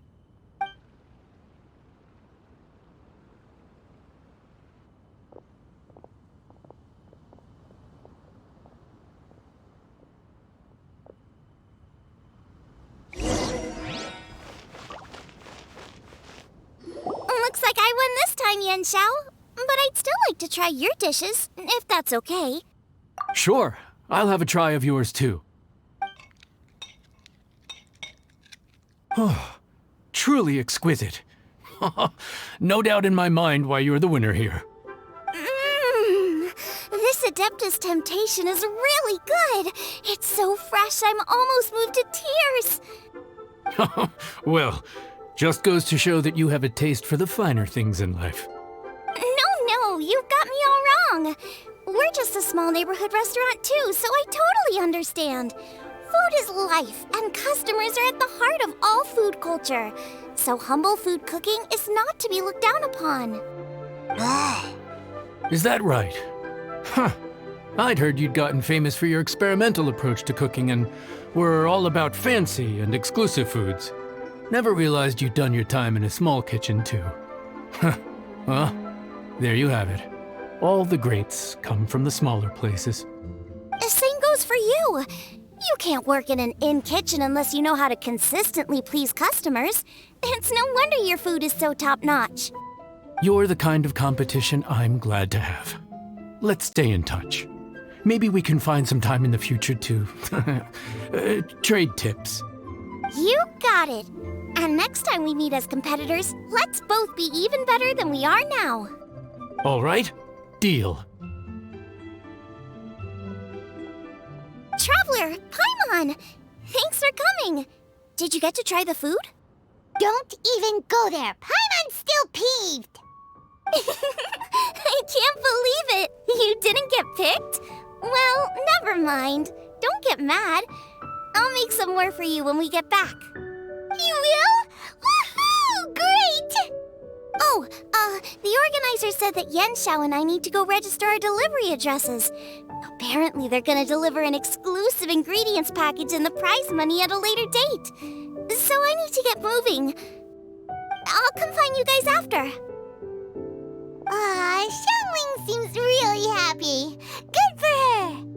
Looks like Kuching and Ningguang left already. As the organizers, they must have gone to wrap up some last-minute things. Let's go ask them for an update about the statue.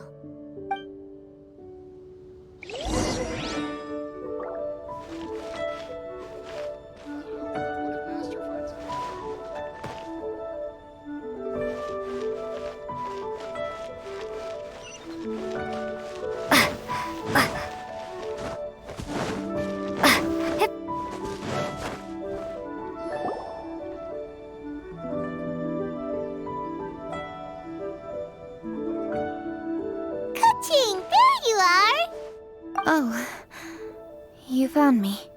Huh? Is everything okay?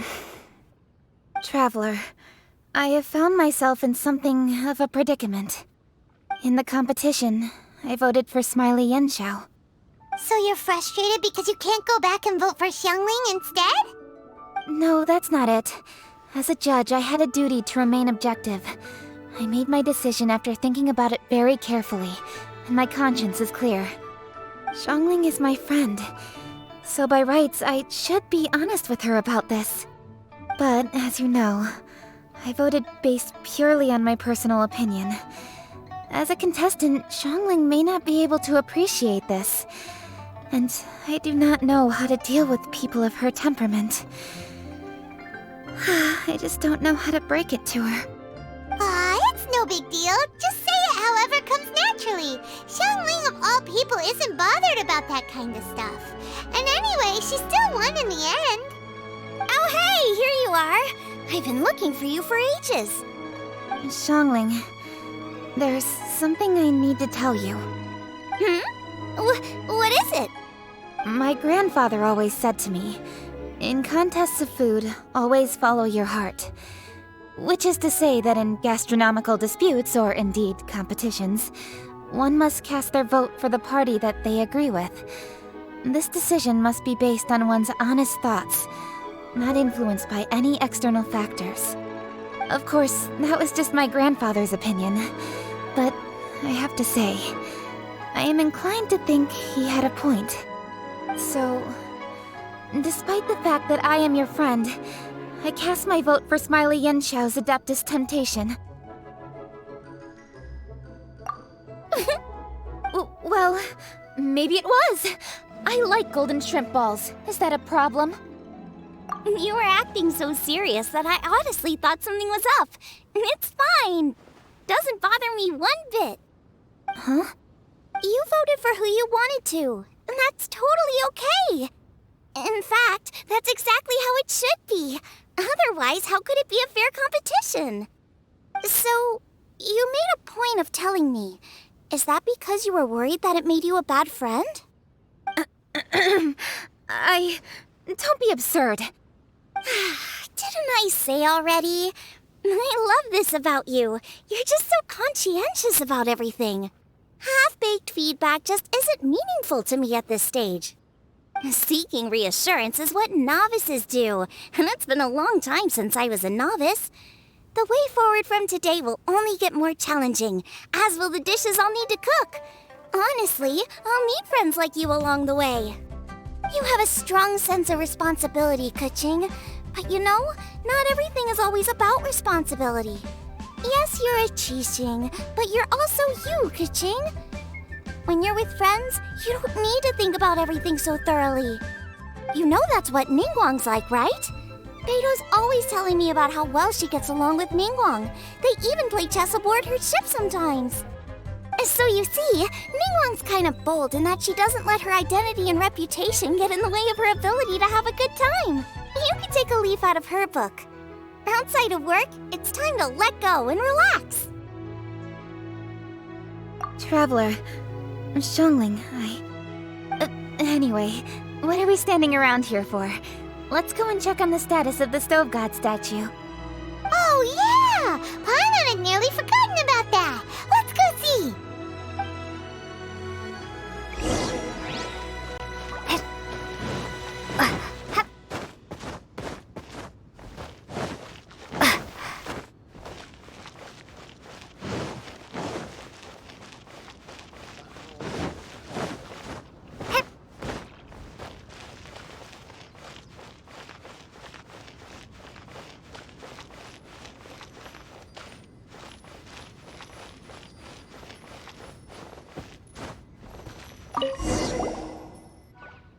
strange. It hasn't changed one bit. This doesn't make any sense. We cooked our hearts out. Does this mean the competition wasn't enough to awaken the statue? Oh well. I suppose it was simply not meant to be. Yeah, we've waited this long already. There's no harm in waiting a little longer. Right, Xiangling? Yep, there's still time. Let's be patient. We'll all see this through together. On another note, I have some good news for you, Kuching. Things are looking optimistic for that recipe you gave me. Master came by before the competition and filled in the parts that were missing. So now I'll be able to cook it. In fact, I'll go find somewhere to make it right now. Wait here. Xiangling. Oh, and Traveler, could you come with me? Huh? You only just beat Smiley and Xiao. You think you're up for challenging us already?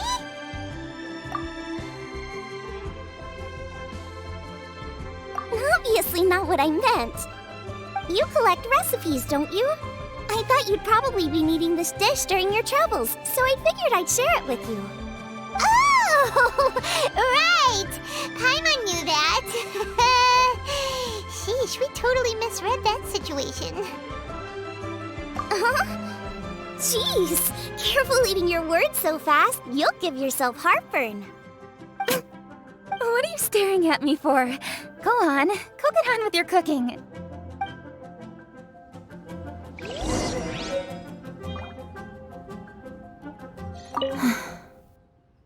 Will we ever manage to reawaken the statue?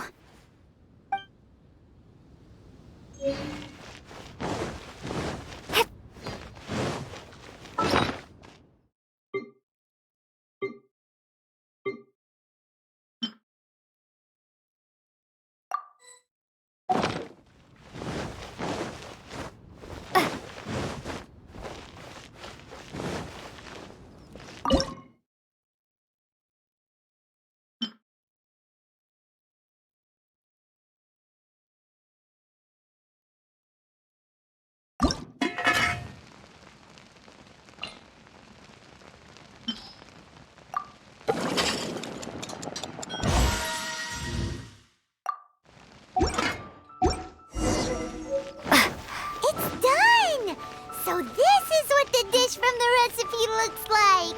Let's go give it to Kuching. Mine's ready too. Let's go together.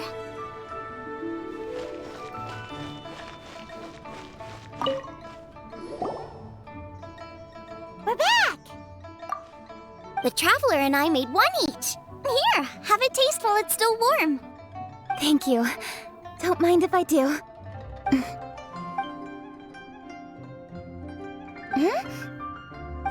What is it? What does that face mean? This flavor... I've tasted it before. Apologies. Xiangling, Traveler, thank you both. This is everything I had hoped it would be. It tastes wonderful and... quite amazingly, somehow it took me right back to my childhood, when my grandfather was still around. Really? That's awesome! I didn't have a chance to fully explain before. In fact, when Master had filled in the missing parts of the recipe for me, I realized that I already knew how to make this dish. You already knew? You mean you were able to make this without ever seeing the recipe? Uh-huh. My dad taught me how to make it. Wait, but isn't this dish from Kuching's grandpa's notes, though? About that. I do not believe that this recipe was my grandfather's creation. My grandfather was a well-known real estate tycoon in Liyue, and also a scholar. He was an avid collector of old books and was quite knowledgeable on many of Liyue's customs and traditions that are no longer practiced. As a child, I used to spend a lot of time with him in his study. We'd read the classics together, then debate how much of it was actually genuine, and whether Rex Lapis was real or not. He used to say, books are just a bridge that bring us a little closer to history. It's up to those of us in later generations to ask these questions, search for the answers, and decide what they mean. Since then, my grandfather has passed on, and I've grown up to become a Chising.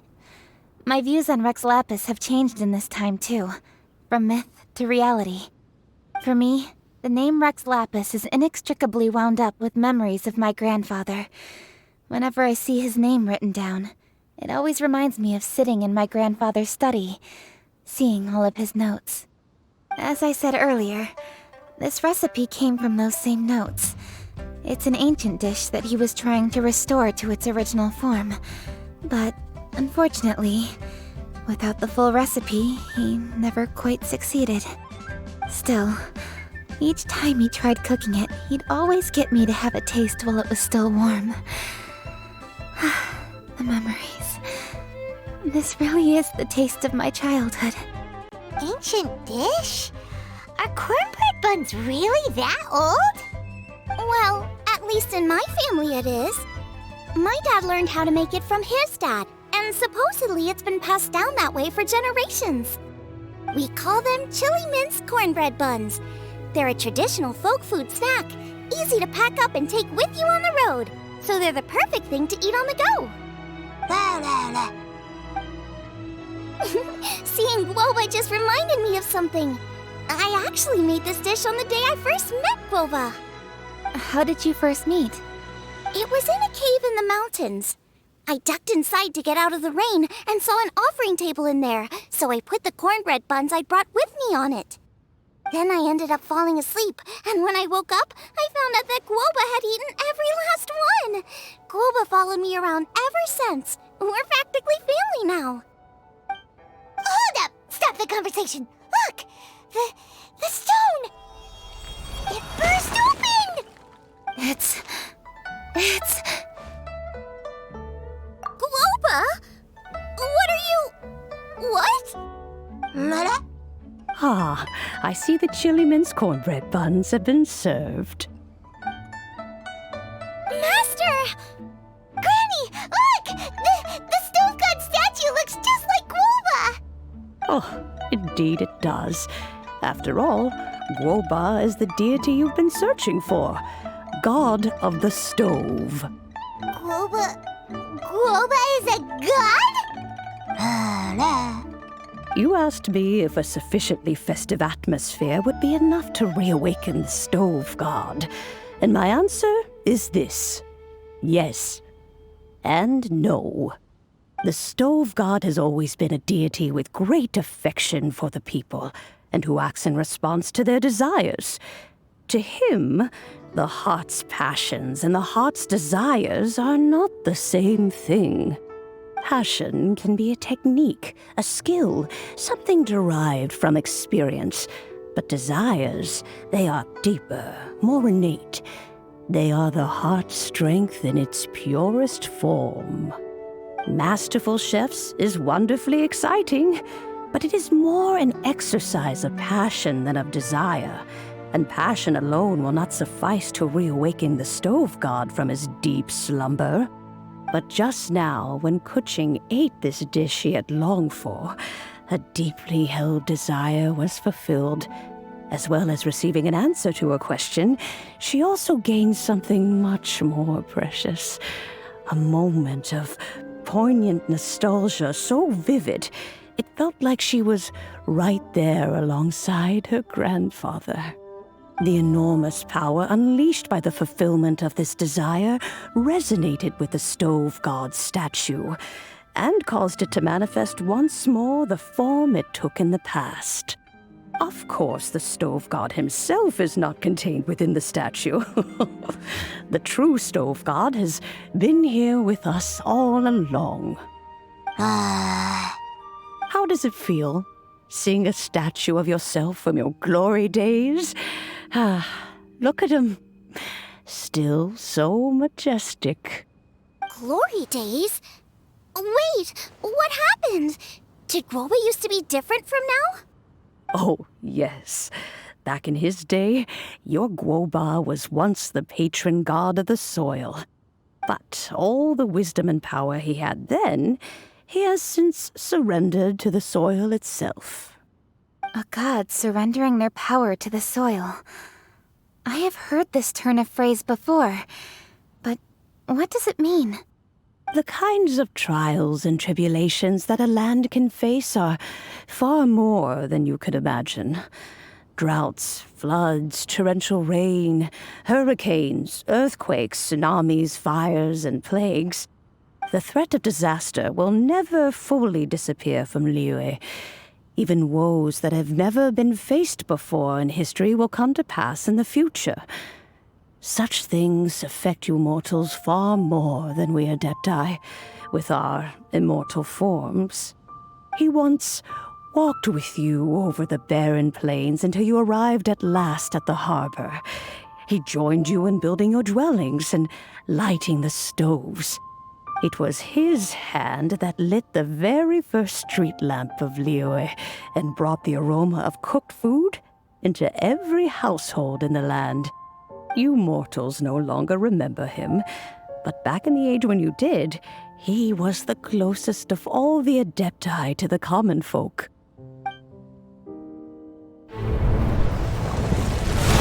Moonchase, god of the stove, born from a spark when stone struck stone. He was a god with a great love for humanity and their well-being. Millennia ago, the people sought to expand their city. They built a dwelling on the plains and called it the Gweli Assembly. The stove god cared greatly for the people, turning himself into minions who went into every home, fostering food and solidarity alike. Alas, their home was taken by a flood. The waters ravaged the Gweli Assembly and forced the people back south to Liyue Harbor. Though the distance was not far, the journey was plagued by a terrible storm. For a dozen days, the Adepti stayed by their side. During this time, the stove god cooked an ancient delicacy, flatbread with a meat sauce to stave off the cold and damp, fit for those on the move. Centuries later, disaster and plague arose once more. The stove god would appear no longer, for he placed all of his power into the land itself to quell the calamities. His power expended, and his wits greatly reduced. Thus his body decreased in size. By the time he parted ways with us, he wasn't even the height of a human. He told Rex Lapis and I of the dishes that bring joy and of the secrets of the flame, then went into the mountains and entered into a long slumber.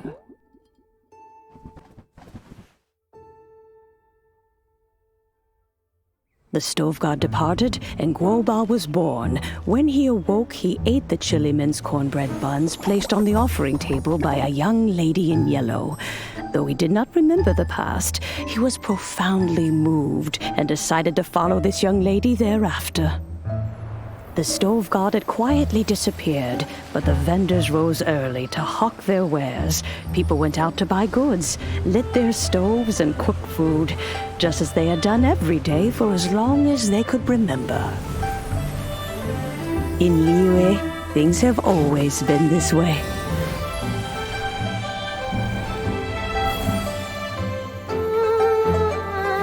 Nature provides, the mountains rejoice. We are blessed by heaven's good grace. Years have gone by. The world has transformed, but our way of life survives.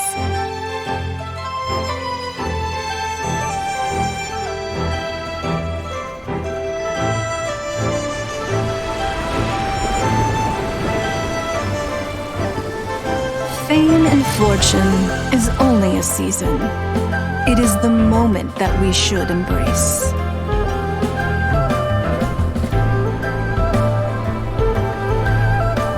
Past meets present. Heritage becomes legacy. Long into the future may we thrive. You once told me that dining is the profoundest of customs in the human world. To eat well is to consume vitality itself, and to drink well is to partake of the very essence of the world. It is a matter of paramount importance, you said. for people cannot face the arduous journey ahead on an empty stomach. At once a humble affair and a profound one. A humble meal of maize and spring water is also profound in that. By ensuring one's survival, it paves the way for millennia of human history and culture to come. My dear friend, Liyue has changed so much while you have slept. Looking at the prosperity and beauty around us today, does it make you happy? Guoba, this is kind of a huge deal. Why didn't you say anything? He is not who he once was. Even the power of speech evades him now. There is no way he could have told you. Oh. Guoba, but... Xiangling. Do not be saddened, Xiangling. There are two sides to everything. Guoba may have lost many of his formal faculties, but he is now as carefree as can be, without a single worry in the whole world. In this world we inhabit, who can truly be said to live a life free of all woes? Those with a mind and with the knowledge will certainly be troubled by all manner of things. But he has gone further than us in his journey. He had both wisdom and courage. Everything he took upon himself, he was also ready to part with. His carefree demeanor today is a testament to the fact that he is at rest. So since you are his friend, take good care of him. Go out to walk and play. Allow him to eat, drink, and be merry. I will! You can count on me! Xiangling, you have an adeptal affinity. Guoba follows you around because he has respect for you. The moment he awoke, he was met with the familiar flavor in the chili mince cornbread buns he ate. After all that time, he still recognized the dish he had invented, and he approved of you as the one who had cooked it. That's right. The taste of one's home cuisine always brings back memories of home. Though he remembered nothing, eating the food you had cooked gave him a feeling of familiarity. That is why he stuck by you. You may be the first person in history to give the stove god the experience of being a satisfied customer. That makes you quite a remarkable chef. If that's true, I couldn't be happier. Because putting a smile on customers' faces is what we chefs are called to do. Well then, it's getting late and I still have things to do. Time for me to say goodbye. Traveler, Paimon, Xiangling, thank you all very much. I look forward to spending more time together in the future. I guess my dad's probably heard the good news already, but I should still go catch up with him. Master, it's been a while since you came by. Why don't you join me? He thinks about you all the time, you know. He's always telling me to invite you over. Oh, goodness me. Then, far be it from me to refuse. Off we go, then. Let's saunter over gently and see how all the city folk are getting along.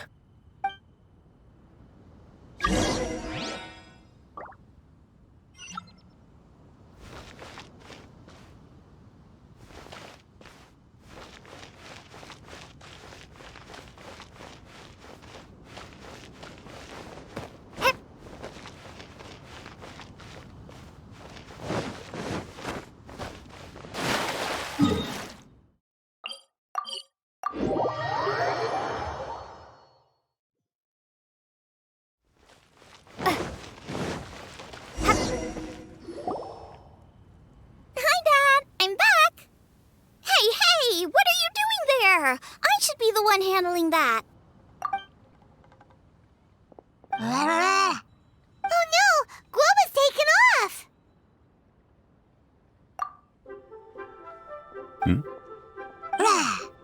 Oh, it's you. Hello there, old friend. Oh, bless my soul. Are you out for a stroll as well? Given the season, it felt fitting to take a leisurely walk while the meal is being prepared. Quite right. And it also gave us the chance to run into you. Guoba may not recognize you, but as ever, he seems quite delighted to see you. So, Guoba doesn't remember anything, but can still feel when something's familiar? Friendship will always withstand the ravages of time. Traveler, what do you think of the name of this festival? Moonchase. The moon is a carrier of countless emotions. So many things only seem to surface as we gaze up beneath its poignant glow. Wherever the moonlight shines, the heart is wont to follow. Fond memories of those no longer with us. Debts of gratitude to old friends. The meaning of ages past and gone. All wrapped up in the city that has existed for so many moons to date. All these things and more. They are why people chase the moon. In old age, the sight of many things puts one in a wistful mood. But children are always a beautiful sight to see. Such exuberant life force. It seems to well up from deep within the land itself. A land that has been in existence for so many millennia, and yet one that still dazzles today. Traveler, this Moonchase festival has been all the more entertaining with you here to witness it. Now, let's have Xiangling brew us a nice pot of tea. We shall drink and chat at our leisure. This year's masterful chef. Is it time for some Moonchase specialties?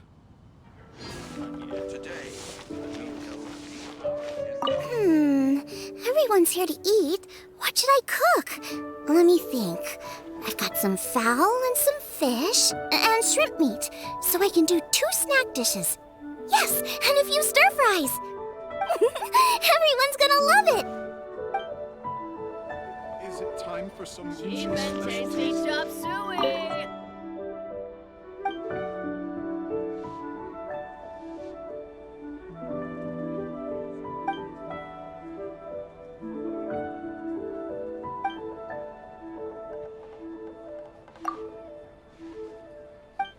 Simply have to try the winning dish of this year's masterful chefs.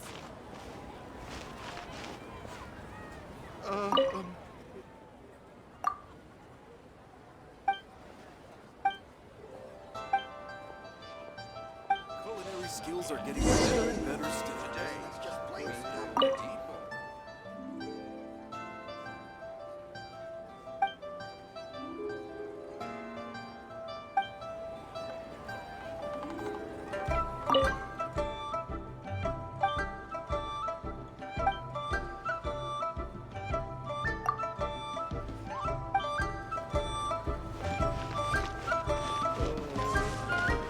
As expected of my daughter, culinary skills are getting better and better still. I save this money? The food at Wan Min restaurant is excellent. I eat here often. Ah, you can say that again. Xiangling is a remarkable child. Surely the culinary talent of the century. Indeed. To have mastered the craft at her age lends credence to the old aphorism that heroes are made young.